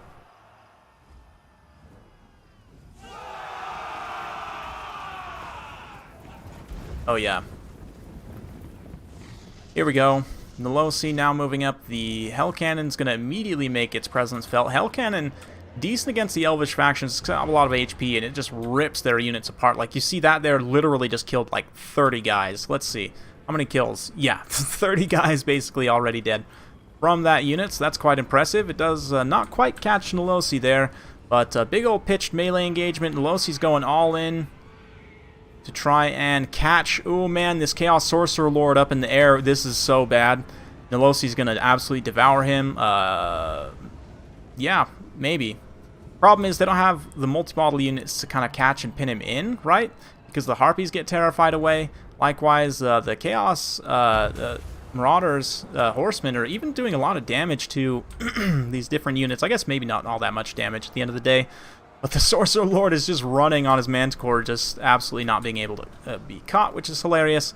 And Dark Riders now moving up as well. Unfortunately, the melee Dark Riders got absolutely mopped by Summoners of Rage. Let's see. Chaos Knights also come out here and kind of mop these Dark Riders with shields. Oh my god, look at the tracking from that Hell Cannon. What is happening? This is just great. Oh, does finally hit the butt there. Nice breath attack, though. Gets a big old blob of Marauder Horsemen. Fortunately, Nolosi is taking a lot of damage as she's being kited around here, so bit of a turning tables here. Normally you see Dark Elves kiting Chaos, but this time Chaos kiting Dark Elves. How about that? Another enfeebling foe, or sorry, Melkos mystifying Miasma, but all this time the Spirit Leech and the Javelins are just going after Nolosi. And now this Hell Cannon gets some nice shots on the Cold One Knights there. Not too much from the explosion as it's primarily non-AP, I believe, but still. Not too bad. You can see the Dark Riders doing some skirmishing, but this big presence of Marauder Horsemen is actually pretty scary at this point. For Nolosi, they do good enough armor piercing and just damage overall. Nolosi only 80 armor up on her dragon. But, yeah. Yeah, I think probably the Hell Cannon, going after these cavalry is also a pretty good target. They're going to kind of get bogged up here on the flank. The Chaos Knights could maybe come get a side charge in here, and it's already looking pretty rough for the Dark Elves, as unfortunately the Shadow Sorceress gets chased off there. Nolosi really didn't get a chance to shine with her combo, just because of the way that the battle played out, but Soul of Damnation definitely a key component here. A lot of people won't expect Chaos to take artillery, which is why, even though the Hell Cannon isn't necessarily a super great unit in and of itself, it's good for what it brings tactically to the Warriors of Chaos, the ability to force your opponent to you into an unfavorable engagement. Nolosi just gets taken out here by the Horde of Horsemen and the Manticore Lord. And happy Javelin Day to Nolosi.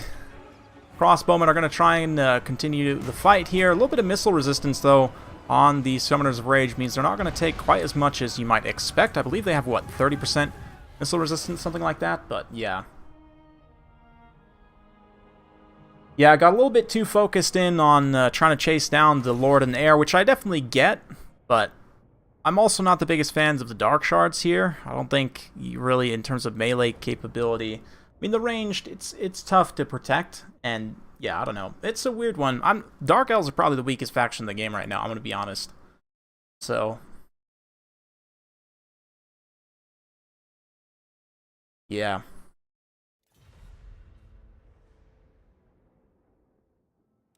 Yeah, true. 90 versus 105, who wins the race? And that's one thing about, like, airspeed, just speed of units in general.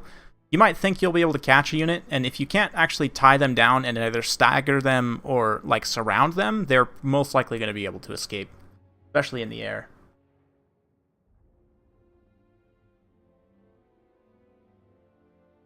The Dark Elves are the weakest faction in the game. Yeah, I'm saying it right here.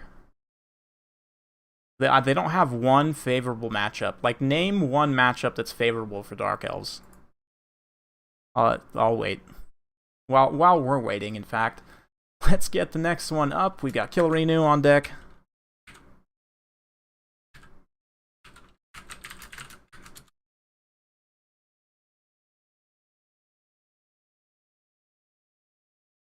Is that a hot take, though? Is that really a hot take to say that Dark Elves are the worst faction in the game? Vampire counts? No. No way. I'm sorry. That matchup is even at best. Lizardmen? I don't think so. Dark Elves versus Dark Elves. Okay, you got me there. You got me there. Empire? Nope. Dwarfs? Nope. Beastmen? Definitely not. Chaos? Nope. Olithanar? Yes. Beastmen? No. No, Dark Elves don't have a good matchup against Beastmen. Beastmen have probably, like, I would say, on average, the highest charge bonus, and Dark Elves might have, on average, the lowest HP plus no healing. So, I mean, you just kind of think about it that way. Bretonnia, nope. Maybe, if you play like a degenerate, you can be good against Bretonnia, actually. But, yeah.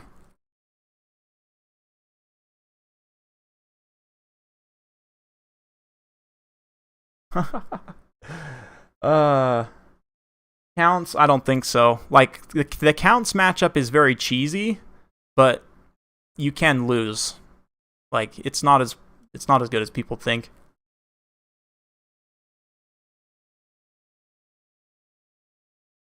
Degenerate. So if you take, like, Marathi and 2 Marathi on foot, and 2 Canine Assassins. So you have basically, and Slaanesh Harvesters, of course. So you basically have like 7 to 8 Soul Stealers. That's playing like a degenerate. Who says you're taking a charge from Beastman? The Cygor throwing rocks at you. Also, like, are you going to be able to get away consistently from Beastman? Like,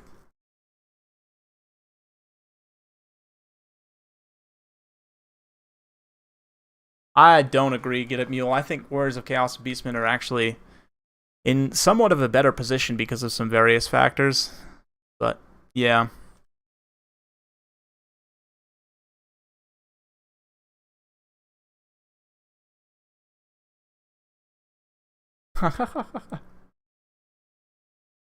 Yeah, and like that Marathi Footblob build is honestly kind of one of the only viable ways to play Dark Elves right now, and that's another reason why they're not very good, is because there's not a lot of ways to play them that's super viable.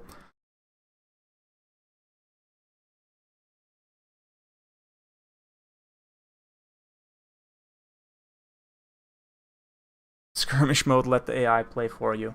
I mean, you only have so much ammo. Like, I don't know.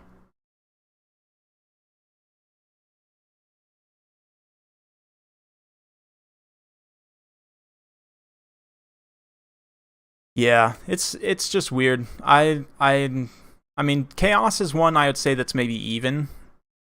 Like they have some matchups that are even, but I don't agree that they have any really favorable matchups anymore.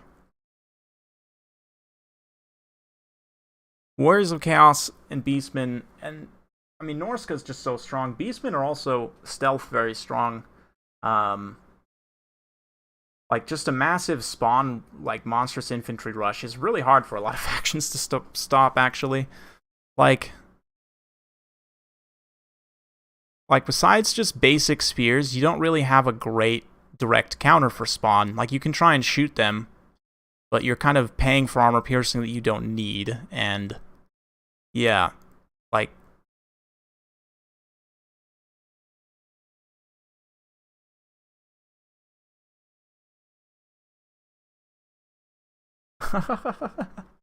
uh yeah, when they quote unquote fixed the the chairs, the chariots, the witch chariots, that actually kind of it not totally broke things, but it was another blow to Dark Elves that they didn't really need. Like they made all of the witch chariots useless completely.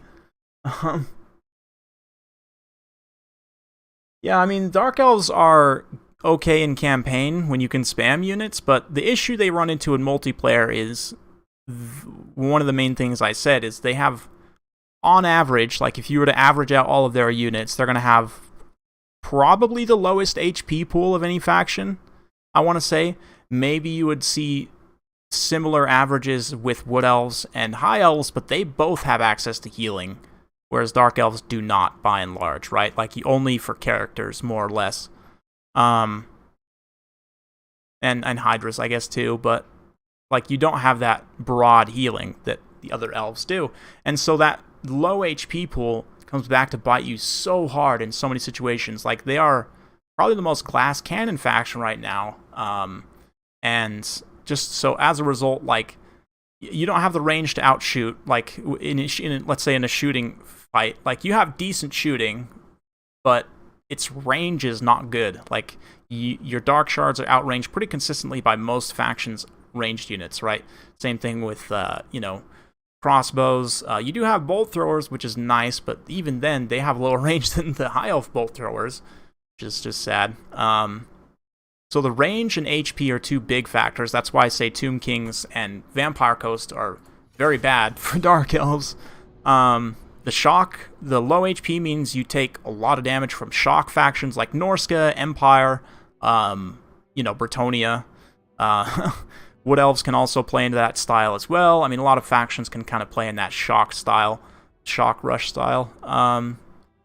They're probably one of the better factions at kiting, I would say, but like even then, like I don't know, it's weird. Like you really have to be very, very good to be able to kite with them.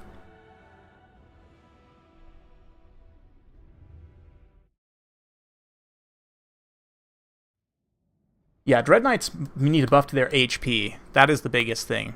Their HP is so bad. Hey, what's up, Sass Bros? Good to see you. Yeah, so there's my rant for today about how the Dark Elves are bad. How they're the worst faction in the game. So there's that. Thank you for listening. And that's not to say that you can't win with them. You still can, certainly. And there are styles that people kind of stopped playing that I think are still pretty viable. But really the biggest thing is I would hope for some buffs to, like, Dread Knights are a good example. They need more HP for sure. Even the regular Cold One Knights, too, they could be bumped up slightly. That would help. Yeah, it's just a weird one. I don't know. Obviously, increasing the range for Dark Shards, those units would also help, but that kind of breaks the theme of it, right? Anyway, buff Medusa. Yeah, making Medusa not suck as much, and maybe reverting the Witch Cart changes, that would definitely help as well. But let's look. Looks like an all Vanguard build. Orion plus Wild Riders. We've got a Waystalker, Branch Wraith, and yeah, a whole bunch of Dryads. Then for the Skaven, got Flayers, got some Clan Rats, plenty of Clan Rats.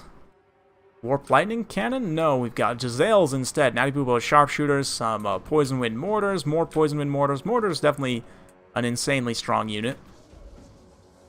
But let's see, the Flayers are an interesting choice here. You don't really need the AP, but the mass and armor, I guess, is decent here. Scrollkey Boy leading the way, all gross. The Hell Pit Abomination.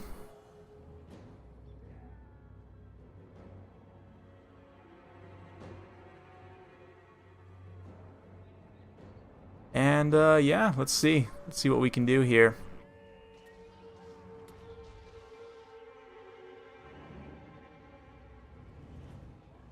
Getting a nice little defensive formation set up.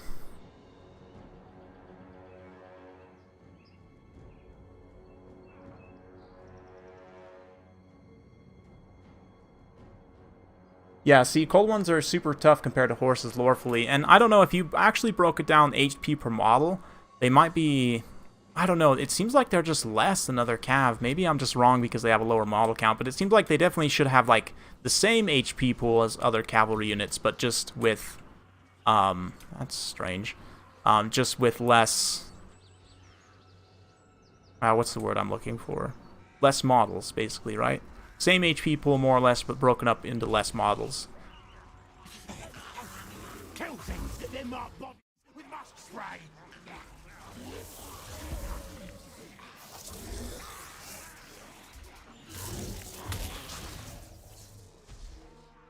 Anyway, yeah, let's see what they can do here. This is quite the box of Skaven. Not sure how it's going to do. This is just like asking for a purple sun right here. Yeah, and if you watch the attack animations, the Cold Ones do actually bite stuff. I guess that's where the armor piercing comes from. But yeah. The Cold One units, the Lizard ones are fantastic because they're cheap. The Dark Elf ones are not as good because they're more expensive. Look at Orion over here. It's all ready to go. His viney body.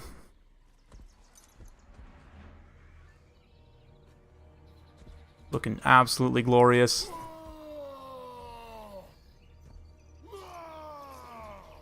Oh yeah. See if we can get a screenshot. Nope, he's gone.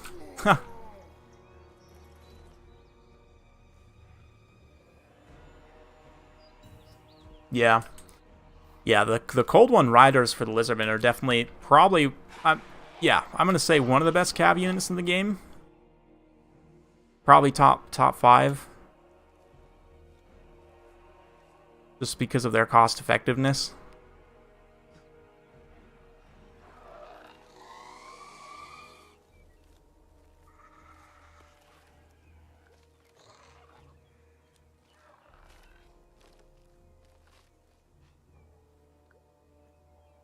Forest Dragon Chariot, there we go.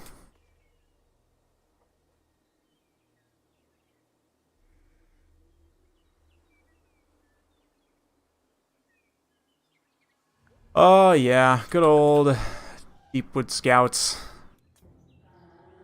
They are pretty decent. Let's see how they can do here. Nice thing about Dryads is they cause fear, but they are kind of slow, honestly. Only 36 speeds, really not great.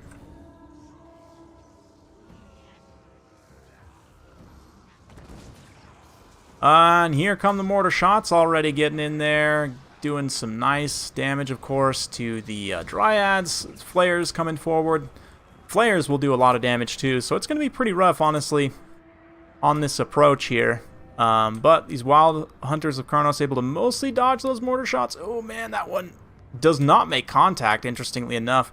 Might have done a tiny bit of HP damage. No, actually didn't make any contact whatsoever, so that's nice. Finally, though, they do get hit by one of the damage over time effects, which is really not great. That is going to start to drain their HP very, very quickly, but these flares got really far forward. Now the Wild Hunters might be able to come in here and start to do some damage there. He does have to be careful, though, not to get too blobbed up.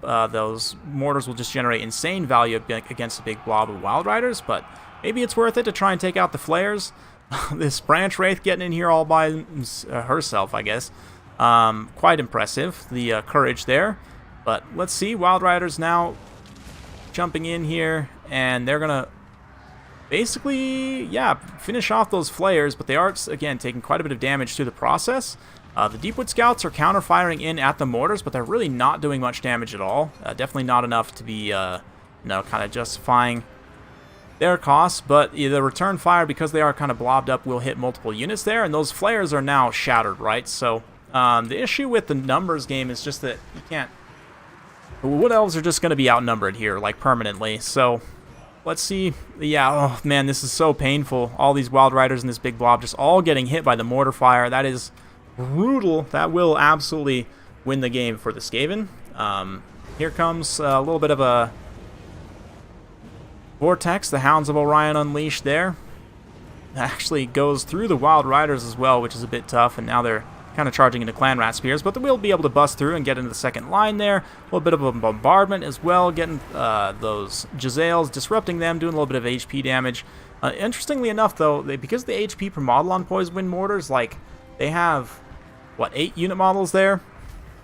Still, even though they've taken about half their HP and damage, and that is enough to absolutely just wreck the rest of this Wood Elves build. And yeah, I really honestly am hoping that the Poison Wind Mortars get a nerf of some kind in the next patch with the DLC, because they are just ridiculously strong, to be honest, for the cost.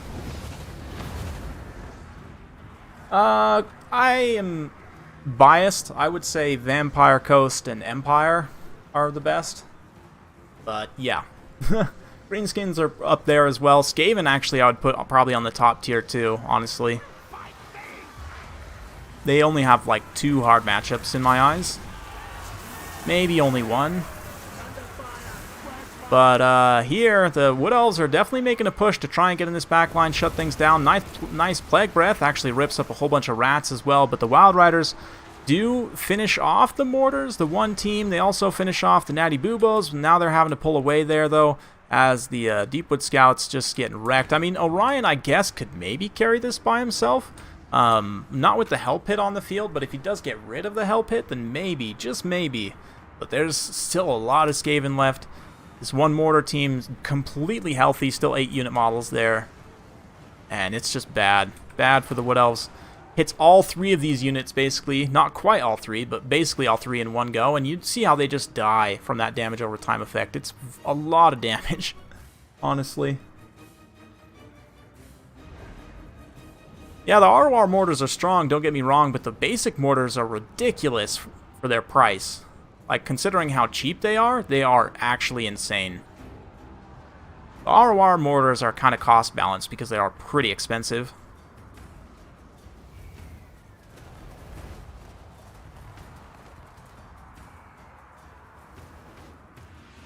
But, yeah, looking good so far.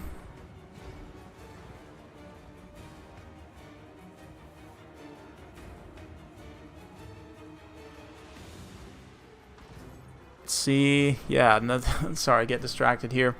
Orion's going to try his best to finish things out here, but once he gets ganged up on by multiple single entities, he starts to lose his HP, then that's going to be a game set match. He does have physical resistance as well. No, he doesn't even have physical resistance, just 30 armor. Zale's popping him now. Wild Riders still somehow in that back line, like mopping units up, but there they hit army losses. And it was a decent attempt. You know, it's definitely a tough situation to be put into as a Wood Elves player. But vampire counts do not need any love. No, they are just fine. I think the best thing they could do is actually be remove the Bloodline Lords from multiplayer and maybe give some minor buffs to Legendary Lords to compensate, but yeah. Yeah, I agree. Vampire counts need deleting, yes.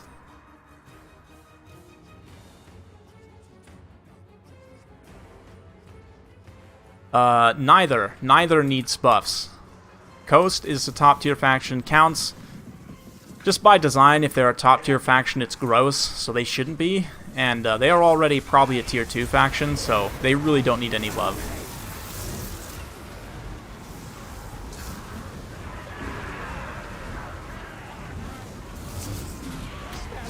Yeah, I'm sure they'll be able to figure something out, no doubt.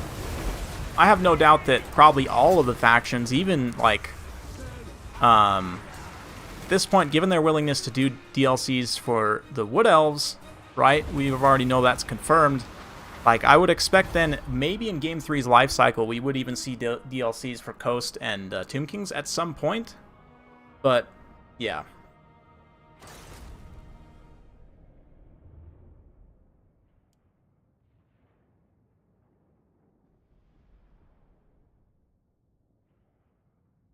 Oh yeah, the Skink Oracle. Anyway, nice attempt by Killerinu. It was a tough situation for him to be put into. But let's see what we got here. Probably going to be calling it after this. Maybe we can get Wicked in. But let's go ahead and switch on over to Troll Country.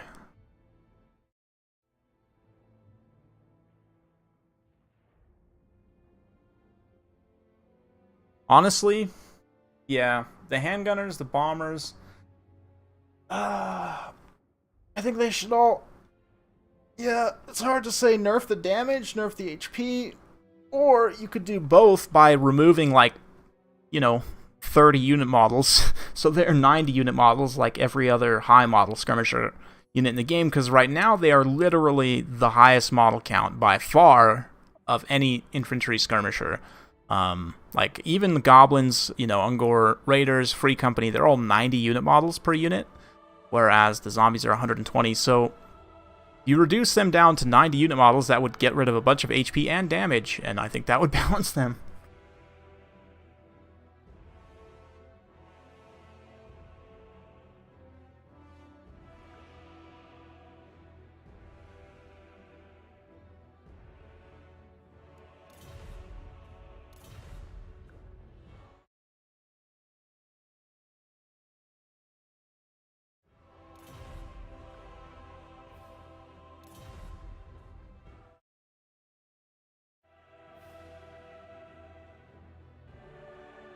Yeah, Javelin Skinks, yeah, it's only like a precursor. I don't really count them as a true ranged unit. I mean, they can do a lot of burst damage, but they're like miners with blasting charges, right? Like, it's kind of like a precursor weapon on just a regular unit.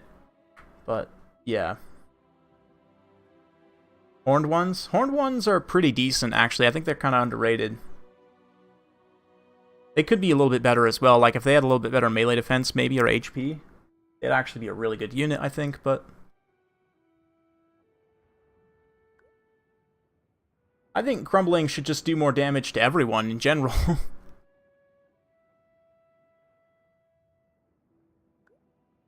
I don't know, you say that, Bears. I don't know if you watched my Everchosen qualifier, but Guac definitely made use of some Horned ones in that. In a situation where you could have argued for Spear Riders. I think it was against Greenskins specifically, because you need both anti-large and anti-infantry AP there. If I'm remembering right. Maybe it was against a different faction, but I want to say it was maybe against Greenskins.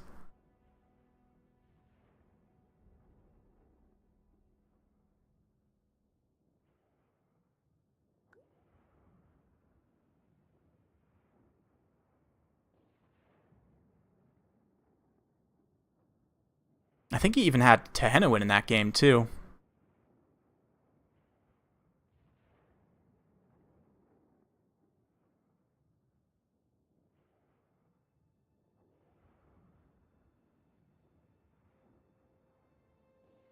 Yeah, you could give something to Hulks.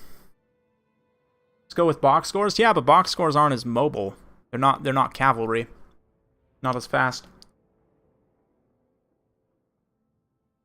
See? See what I'm talking about?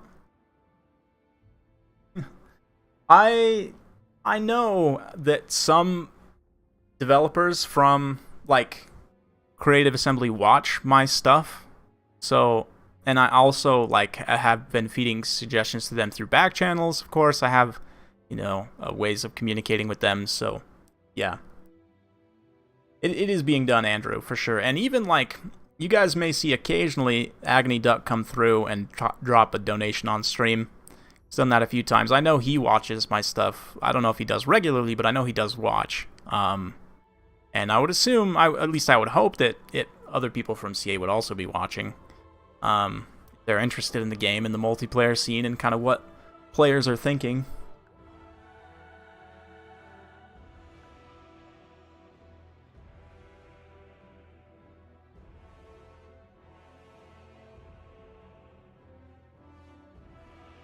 Yeah, we saw him actually do very well earlier in the game where they were able to get like some decent engagements on Orc Boys and some other lower tier units. But let's see what they can do.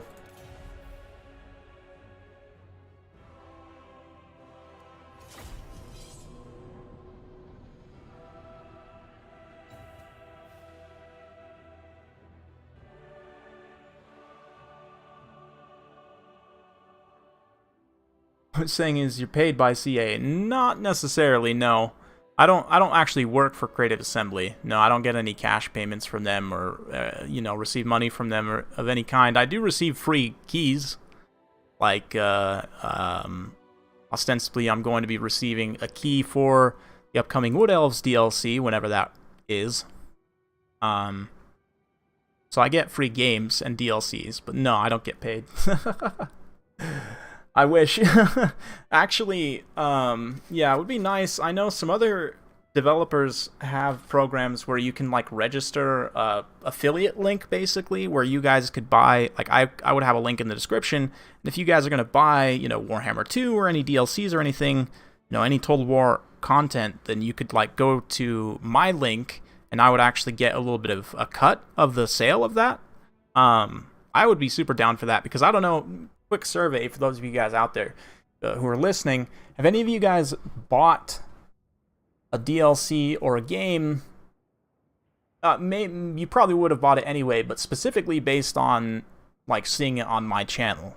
Like I would imagine there are at least a handful, and it doesn't take much for it to be worth it for me to have that little extra bit of income, right? So at that point, I would have even more of a vested interest, yes, but that's not how it works right now.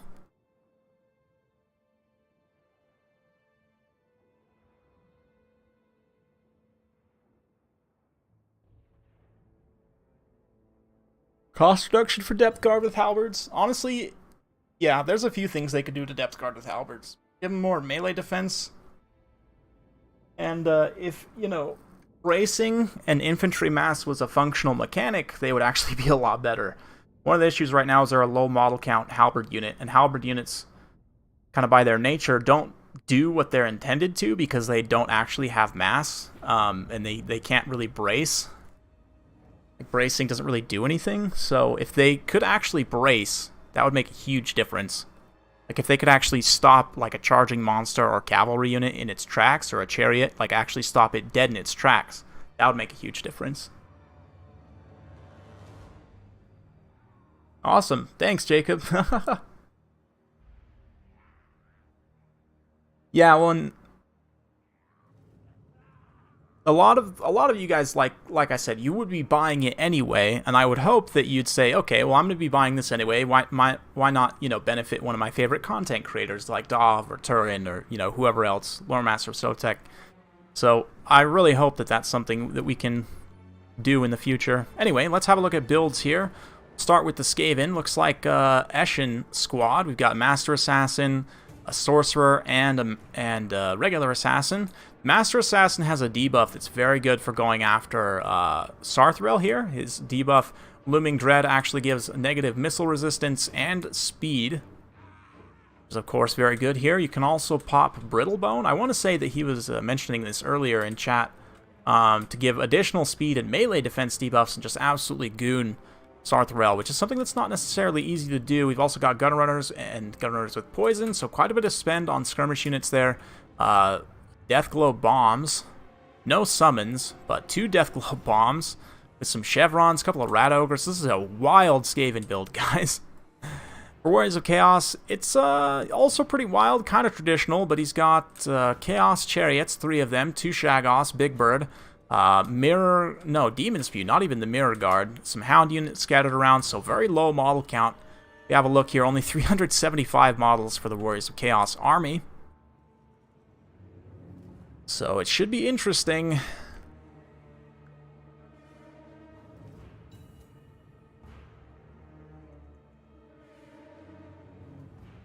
I don't know, cavalry balance, you say cavalry balance, it's monsters and chariots both, like monstrous infantry, single entity monsters, and chariots are all problems for halberds. Like actually, monstrous infantry, they're maybe the best at countering, just as in terms of unit design, but if the monstrous infantry has mass, they can still, and speed, they can still just push through it and run away, you know.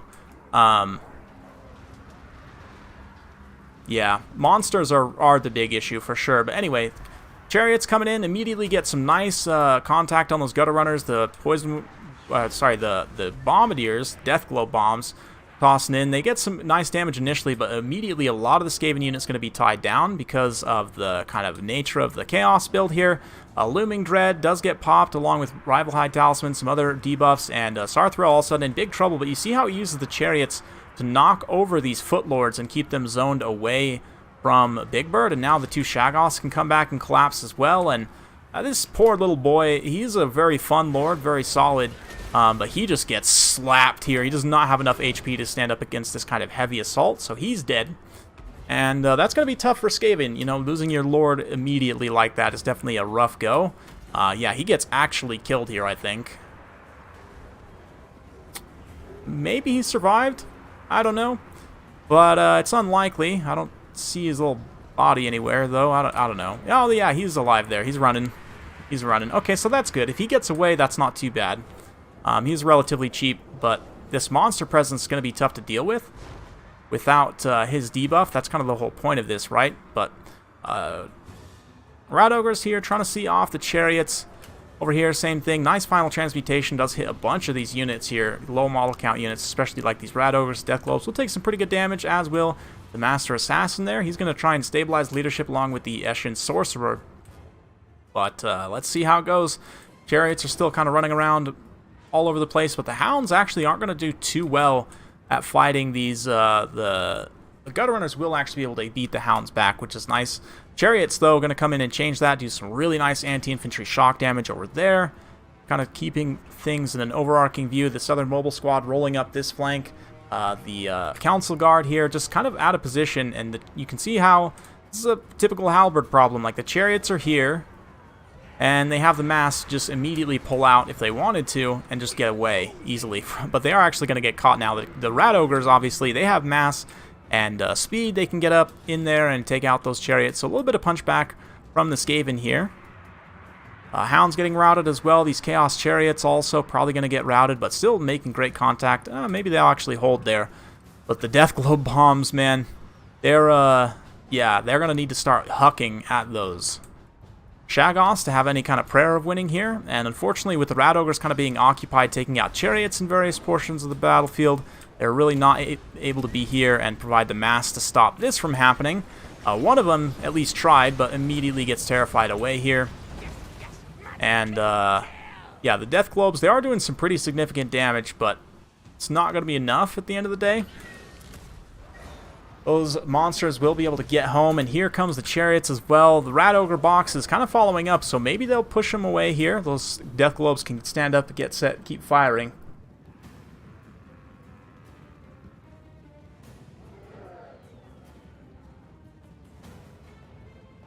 Yeah, it's an interesting discussion about, like, mass and so on, but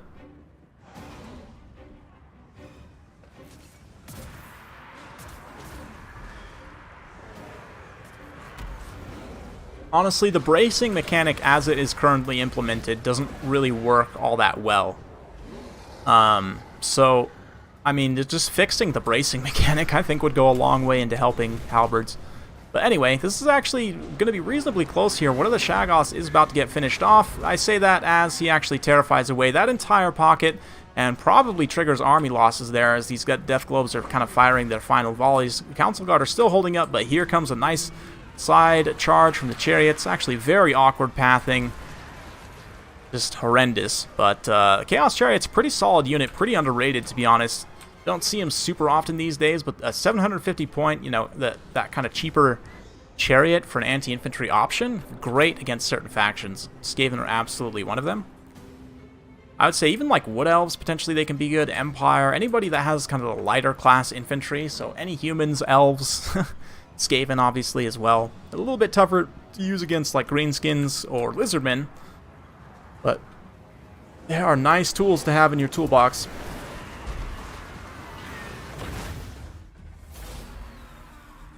Right, Alex? Yeah, exactly. They should actually have animations where they punch back as whatever is charging them, and then you have like a stagger, right, of the large unit. Even if it's like a big monster, has like a stagger as it like hits the front of the line of spears. I mean, maybe if your unit is massive enough, it can still push through like the really big top class monsters. But I don't know. We'll see. I'd be curious to see if they do give any buffs to halberd type units, because by and large they're pretty terrible. But I'm just about done here for today, guys. I think we'll go ahead and get Wicked in here. And I think after that I'll be done.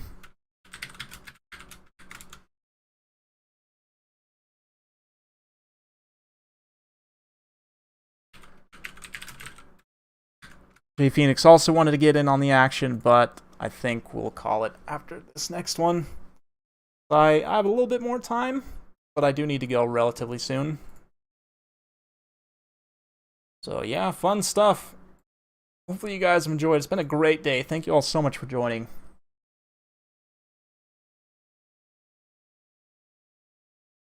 That would work perfectly, yeah. I mean, that might honestly be even a little overpowered, but it would be especially thematic for certain lords, like Ungrim should probably have Charge Reflect.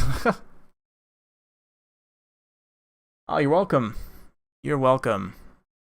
So for this last one, we'll switch it on over to my favorite map, which we have not even gone to once yet today, Hailrot Ridge.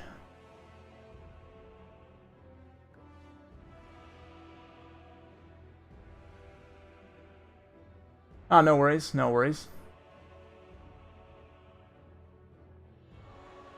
Absolutely, Bears. Had a great showing.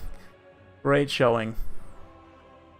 Did the people of Kislev proud, I think. I don't know.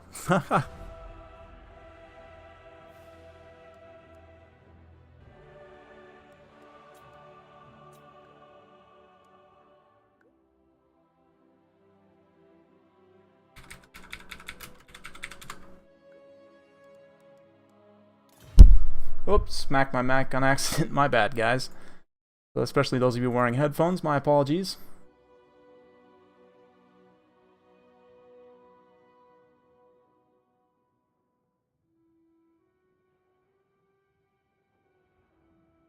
Yeah, good job representing Chaos. That was a fun Chaos build. Nice to see the classic Chaos Chariots.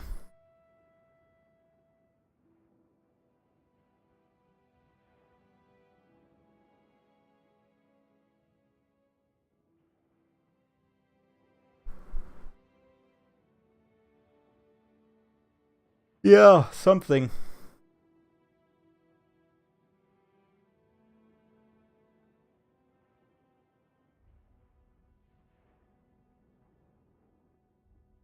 Yeah, that was the biggest thing, is getting the Master Assassin isolated. Like you went for the snipe on Big Bird, which I totally get, but got a little over aggressive in melee and just got slapped by Shaggoths. Honestly, if you'd even just kept him back a little bit, that might have worked out pretty well. It was not too bad, even considering the build that he had was like a really good counter for what you had. But, yeah.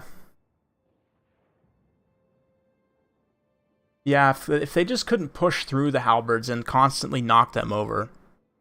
And honestly, like, the knocking over thing is one... I wish they would address that with a lot of units. Obviously, a lot of, like, footlords and heroes just constantly get knocked around, even after some of the changes they've made to stagger resistance and stuff. Like, they just can't really face those high-tier monsters.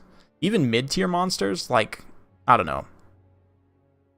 Gobble, even, and that includes, I say footlords, but that includes monstrous, quote-unquote, footlords like Gobble or, you know, Nakai. Gobble, of course, is most famous for getting absolutely catapulted into the sky, but it's a problem, too, for the Werekin, for, you know, the Ancient Croxy and Nakai.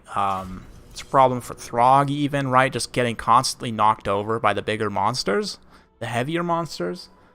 I don't know. And it kind of is related, in a way, to the fact that the halberds also just get knocked over, right? And spears, too, and whatever other infantry. They just get knocked over by those big, heavy monsters. And not even that big of monsters. Like, even monstrous infantry and stuff can really knock them around. And chariots, too, like footlords, like we saw there. Initially, the trap was on. Big Bird was getting caught, but then he used... Mule used the chariots to kind of push those footlords away and just knock them down. And at that point, like, the chariots are going to keep knocking them down. So basically, they're done for.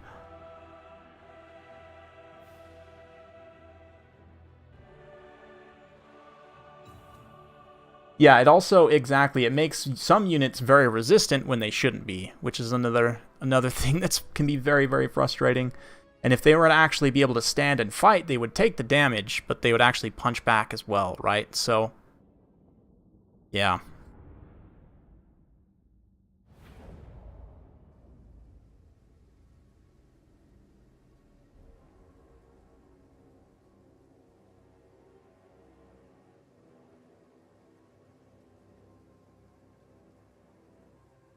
Anyway, let's have a look here. Beastman, now for Wicked, he's got... Oh, what is that? Kazarak the One Eye?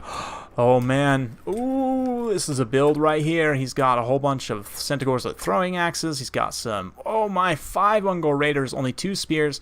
Ray Shaman, 2 chariots. One of them is Manticores. One of them is Flock of Doom. Nice. Kazarak the One Eye, of course. And, yeah, all these Centaurs and pigs. 3 pigs as well. The Warriors of Chaos. Going to be probably Kolek. Yep, Kolek and a Shadowcaster. A nice, staunch line of Chosen with Chaos Warriors, great weapons mixed in. A couple of Marauders as line breakers. 4 even. Yep, 4. 4 Marauder Horsemen as well. Spawn spam. Yeah, spawn spam is definitely the most powerful way to play Beastman right now, but this is also a pretty good one. I mean, the triple chariot option is the triple option chariot. Quite strong. Kazarak is one of the strongest chariot lords in the game, actually, just in terms of raw power. 105 charge bonus baseline. That's baseline without Primal Fury. Gives an extra 8%, and Deadly Onslaught gives a potential 36% extra charge to Kazarak. So that gets pretty out of hand pretty quickly. You can get up to like 140, 150-ish charge, I think, with both of those stacked. Not to mention he's got Apocalyptic Vision, Scourge to give himself more sustained combat stats. Kazarak, as much as you might think he's a meme, he's actually pretty strong if you look at certain stats. Lowish HP, though. I mean, yeah, 100 armor, but the stats are pretty terrible without Scourge. But he's also got the Dark Mail to give him extra armor and magic resistance while he's in melee. Oh yeah, spawns, and even people are starting to come around for Warriors of Chaos, too, for using spawns in some matchups, which I'm a big fan of. I think spawns are very, very good units if they're not going to get too shot up. Yeah, and I've talked a bit in my tier list videos about how the meta changes and develops over time. That is a good example, is, yeah, spawns, like, becoming more and more popular as patches have gone on, even though they aren't really receiving any buffs.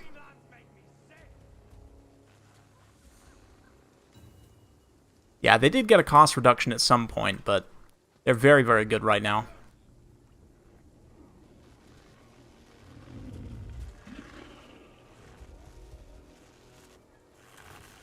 I've actually, besides Get It Mule, I've actually seen a few other people using Armored Chaos Trolls recently in some matchups, and I honestly think there might be something there.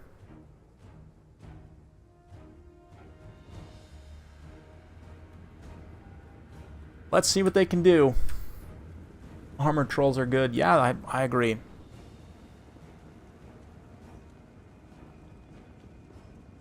I agree, 100%. Anyway, let's see what these guys got going on. We're going to have some chariots pushing forward aggressively. This 5 Ungol Raider thing is pretty intense. It's going to be a lot to have to micro. But yeah, I'm sure Get It Mule's kind of wondering at this point, like, what's going on here? He does spot this Ungor Spearman herd over here, though. And the Raiders are going to start to become largely visible as the horsemen kind of scout forward there. So the ruse is on. Now the question is, how's Get It Mule going to respond to this? Because the Beastmen definitely have a pretty decisive mobility advantage. What he really needs to do is try and wear away the ammunition and unit models from these Centaurs with throwing axes to really kind of negate their stopping power. They're going to be one of the main tools for taking on Kolek and all of this armored infantry. There's a lot of armor here, to be honest, which Beastmen have a good amount of armor-piercing damage as well, but chariots will have to do a lot of anti-infantry work, absolutely, especially against these higher-tier infantry. Here they come, though, going to get in on these marauders. Kolek is right there on the side. You can see they immediately nope out after just kind of booping a few of the marauders. And I'm going to toss in the pigs to kind of keep things bogged back. That's still, I mean, Kolek's still going to just wallop them right there. They do miss their charge, which is pretty painful. Might still be able to get some damage in, but Centaurs, throwing axes, or regular Centaurs even now charging in on the side. The throwing axes pull up on station to start unloading onto Kolek here. So far, some damage, not too much. Flock of Doom there. The nice DPS on that infantry. Some Marauders still holding up for a brief amount of time, but the throwing axes so far did a little bit, not too much. And the chariots, you can see rolling up some more infantry units there. Nice charge on the Chosen with those pigs. They should be able to get some damage. The melee defense of the Chosen means they won't actually take as much as you might expect. They're not even max hit chance, I don't think. There. Probably not even close. Anyway, Centaurs are continuing to kind of kite here a little bit. Nice Penumbral Pendulum, though, just whacks one of these Ungol Raiders there. Not too much value, but nice cheap kind of get rid of that unit. Over here on this peripheral engagement, the Chosen will kind of grind things down pretty effectively, but in the meantime, the Ungol Raiders definitely paying dividends, taking out the support units for the Warriors of Chaos, but these Chariot Lords are a little bit all kind of bogged up in here, playing a little bit of bumper cars, having a bit of a traffic jam against Kolek, but Kolek himself is like kind of having some weird pathing issues, so let's see. Looks like the Manticore is going to rear charge down in here, and suddenly Kolek is really in a weird situation. He's getting attacked by multiple single entities. The throwing axes are in a great position to continue to pressure him as well over from this side here, so yeah, the infantry zoning out definitely need to try and screen if they can. One of the shamans is gone, but oh, look at that throwing axe burst there. Pretty good stuff on Kolek. Of course, he doesn't have access to healing, which is one of the main problems that you would face with throwing axes against a lot of other factions if trying to use them in an anti-monster role. But here, obviously, Chaos with no healing, they can definitely do some things. Regular Centaurs still ping-ponging around, chasing routing units, especially those Marauders, just bunker busting them and really doing a lot of damage there. But Kolek really going down. This is probably one of the best throwing axe performances I've seen in quite a while. They're not a unit that you don't see perform actually super often, but wow, just shredding Kolek here. Absolutely insane. Kazarak also gets routed and terrified away, but he will definitely come back, and another Manticore summon is popped. Look at that. Kolek actually shatters there. 144 HP. Wow. That is pretty big. Balance power at that does creep slightly in the Beastman's favor, but there's still a lot of Chosen left on the field here. There's 56 Chosen here. There's 59 Chosen there. There's 60 Chosen there. I mean, and they have taken very little damage comparatively. Kazarak and the Chariots could take them out, I guess, but they're all very low on HP at this point. So it's going to turn into a bit of a kite game for Beastmen as they try and wear away these units here. This is pretty good stuff so far, though. He's dealt with a lot of the high threat targets Wicked has, and now it's just, you know, kind of whittling away at the HP of these heavy units. And Kazarak definitely going to help with that. If the Ungor Raiders can like effectively kite here, and it looks like the throwing axe is probably going after the Sorcerer of Shadows there, trying to get rid of the rest of that leadership, but a nice Penumbral Pendulum. Ooh, it is going to get solid contact there. Not the most damage in the world, but pretty decent. Those Chosen taking a charge, they'll punch back against the Centaurs just fine. The Chosen are going to have to tank a lot here, though. I mean, this Manticore is almost done. Ray Shaman Lore of Beast has a tiny bit of HP there. Kazrak has a little bit of HP as well. He's going to charge Sorcerer Lord. Get that big old charge bonus. You can see whack. Big old hit there as the charge bonus is still active. Scroll of Shielding helps mitigate even 22% of that. That was still a pretty big hit, all things considered. But the Overwatch fire from the Ungor Raiders kind of starting to wear the Warriors of Chaos down. And I guess this is the build, right? You take out their mobility, and then the Ungor Raiders kind of just carry the game at that point because of their high volume. They don't do the most AP damage in the world. In fact, only 1 AP per shot, but the high volume allows them to still deal consistent DPS against something like a Chosen. Yeah, I say consistent DPS. Chosen do have a 60% missile block chance. They actually take pretty negligible damage, all things considered, but again, the law of large numbers, the more unit models you have shooting there, eventually over time it is going to add up, absolutely. Yeah, they aren't actually skirmish cav, really, the Centaurs with throwing axes.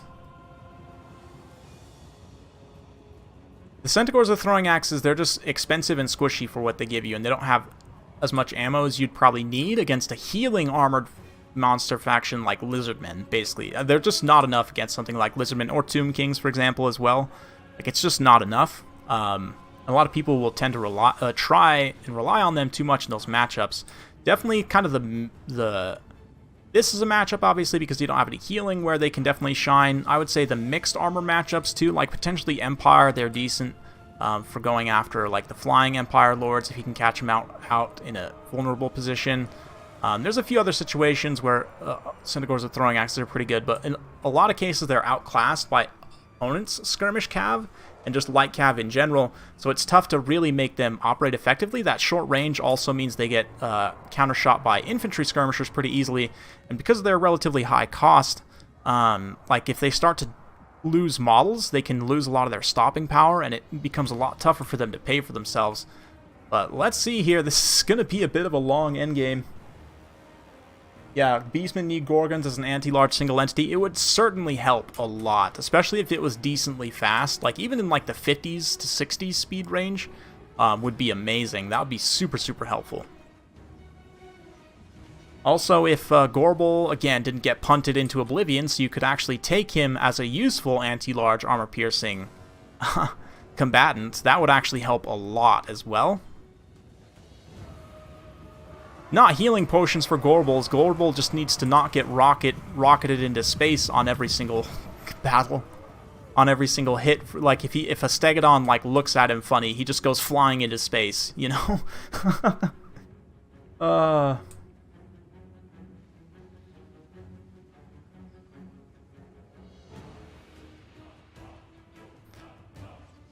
I mean, healing just by its nature is kind of gonna always be more useful for single entities. There are even some single entities, like, that's their whole deal, is that they heal, right? Like, if you're talking about, like, the Hell Pit or the Hydra or the Phoenix, they have, like, those healing procs. Like, for them, it's like, you know, what am I trying to say? Yeah, those are literally, like, single entities which are meant to heal. Like, that's part of their balancing, is that they heal. And in theory, factions which have access to healing and big monsters should be balanced around that, and their big monsters should be worse for the cost than factions that don't have healing. And you'll find that's largely true. Like, Warriors of Chaos, Shaggoths are probably stat-wise like the best individual monster in the game, but they have the worst support, I would argue. So it is kind of balanced in that way, right? Yeah, single entities need degrading stats. I think that would go a long way to helping. I really do. I think that would be a serious way of helping the single entity issue. But, yeah, at this point, Get It Mule, I mean, he's in a really rough situation here. I think according to banner rules, he can actually just stand and let himself get shot, I want to say. That is something you can do rather than having to continuously issue attack orders and run in different directions. I think you can just sit and let yourself get shot here. And the Ungor Raiders are going to carry this at the end of the day just because there's so many of them. One of the best, if not the best, low-tier skirmish unit in the game. Low-tier infantry skirmisher. I guess I should make that pretty clear in terms of classification. But look at these warriors with their super heavy armor just getting pin-cushioned by endless goat dudes.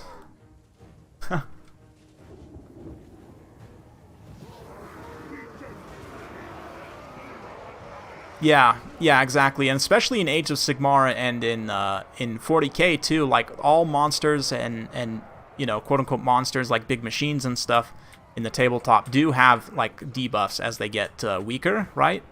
Some of them actually have buffs, like they might get higher weapon damage or whatever, like kind of like what they did with the big boy, the idol. But here it goes. The last stand of the Chosen as they get pin cushioned and cycle charged by Centigores.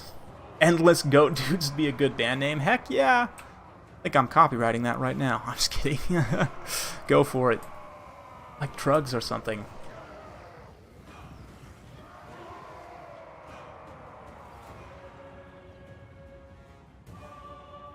Yeah, it would be cool then to give like the kind of beast tender characters. I guess really only the Beastmaster, I guess, for the Dark Elves. Maybe you give it for a few other characters, like you say, I don't know.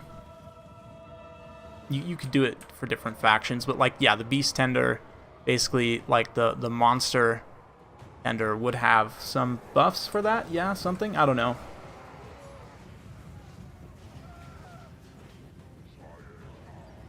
Yeah, Charybdis, I don't think so. I don't think so.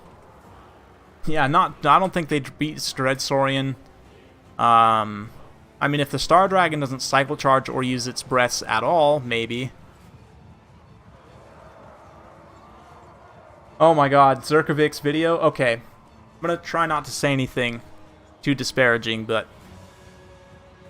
how many... I'll ask this, because I haven't watched his videos. I don't watch his videos. There's reasons for that. But how many times did he test it? Did he show 1 versus 1, or did he do like 5 or 10 even, more ideally, like 1v1 tests all side by side? Because it can vary very considerably with single entities. Single entity fights, like, this is why saying X unit beats X unit is not true. It won't be true maybe 30% of the time. And then you're surprised, you're like, oh my god, like, I thought this unit is supposed to beat this unit, right? Like, I thought Shaggoths are supposed to beat Charybdises, and I would say that's probably true, but perhaps in, like, maybe 25 to 30% of cases, the Charybdis actually wins. Like, if there's enough parity between the stats, either unit can win, depending on RNG. So my first question, without, again, having seen the video, is how many times did he test it? Did he just do 1v1 and showcase that? Or is this something where it was like 5 Shaggoths versus 5, you know, 5 Charybdises all side by side? 5 1v1s? Huh, okay. Yeah, I mean, even still, it's... because of the variables in this game, realistically, if you want like a true definitive answer, you have to test a lot, which is, you know, a thing. But the Charybdis also, and there's other things you're not accounting for if you're just having them walk towards each other and fight, right? Like, big thanks to Get It Mule and everyone else for playing today. You all have been great. It's been an absolute pleasure. I just want to finish up one quick point about this, because this is why that 1v1 testing, even if it is literally 5 versus 5 all in a line, not, you know, just fighting each other in prolonged melee combat, that is obviously going to favor certain things. And we can even look at that and see that Shaggoths have 2 stats, you know, even regardless of everything else, that are much better than the Charybdis. And so if you're not taking advantage of these 2 stats, you're really not, it's not really an appropriate analog. And even still, the game almost never in a multiplayer battle will you see a clean 1v1 engagement between two units, so that's not really how the game works in the first place. But another thing too is, like, we can look here and say, okay, like, weapon strength wise, you know, it is actually better, has a, you know, worse melee defense, slightly more melee attack and poison, but most importantly, look at this, 46 speed and 45 charge for the Charybdis, right? 76 speed and 52 charge for the Dragon Ogre Shaggoth. So because you have much better speed profile and slightly better charge, you really should be cycle charging with the Dragon Ogre Shaggoth, right? In an ideal engagement, you would just leave them in prolonged combat. Because the Charybdis is so much slower, you can just run the other direction, right? So, like, this is another thing about testing, like, 1v1 stuff is, I don't know, if you're just letting them fight in a sustained combat, that's going to favor probably the slower unit, depending on stats. It's hard to say, but yeah.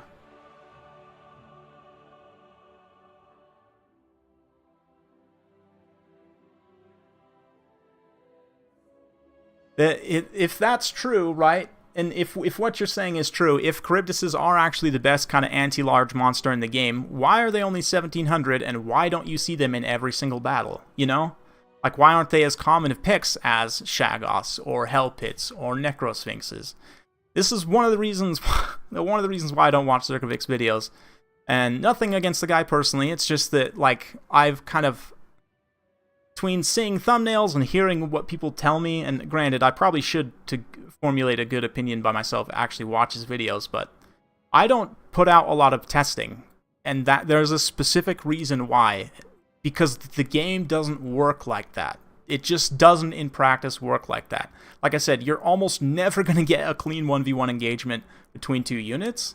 So I'll get off my soapbox, stop ranting for now. But basically, when you see those testing videos, take them with a literal pallet of salt. Because your results in battle may differ wildly. So, yeah, battles are complex. Exactly. There's a lot more variables. Even in just the 1v1 fight, the variables of their own stats can make the outcome of the battle vary, you know, pretty considerably, like I was mentioning. But you add spells, leadership, you know, other supporting units on top of that, and everything goes crazy. So that's why we play the battles. Thanks all for watching. Hopefully you guys enjoyed. If you like this sort of content, be sure to like, subscribe if you're not already. Thanks again, everyone who's here live. You guys are the best, and we'll see you next time.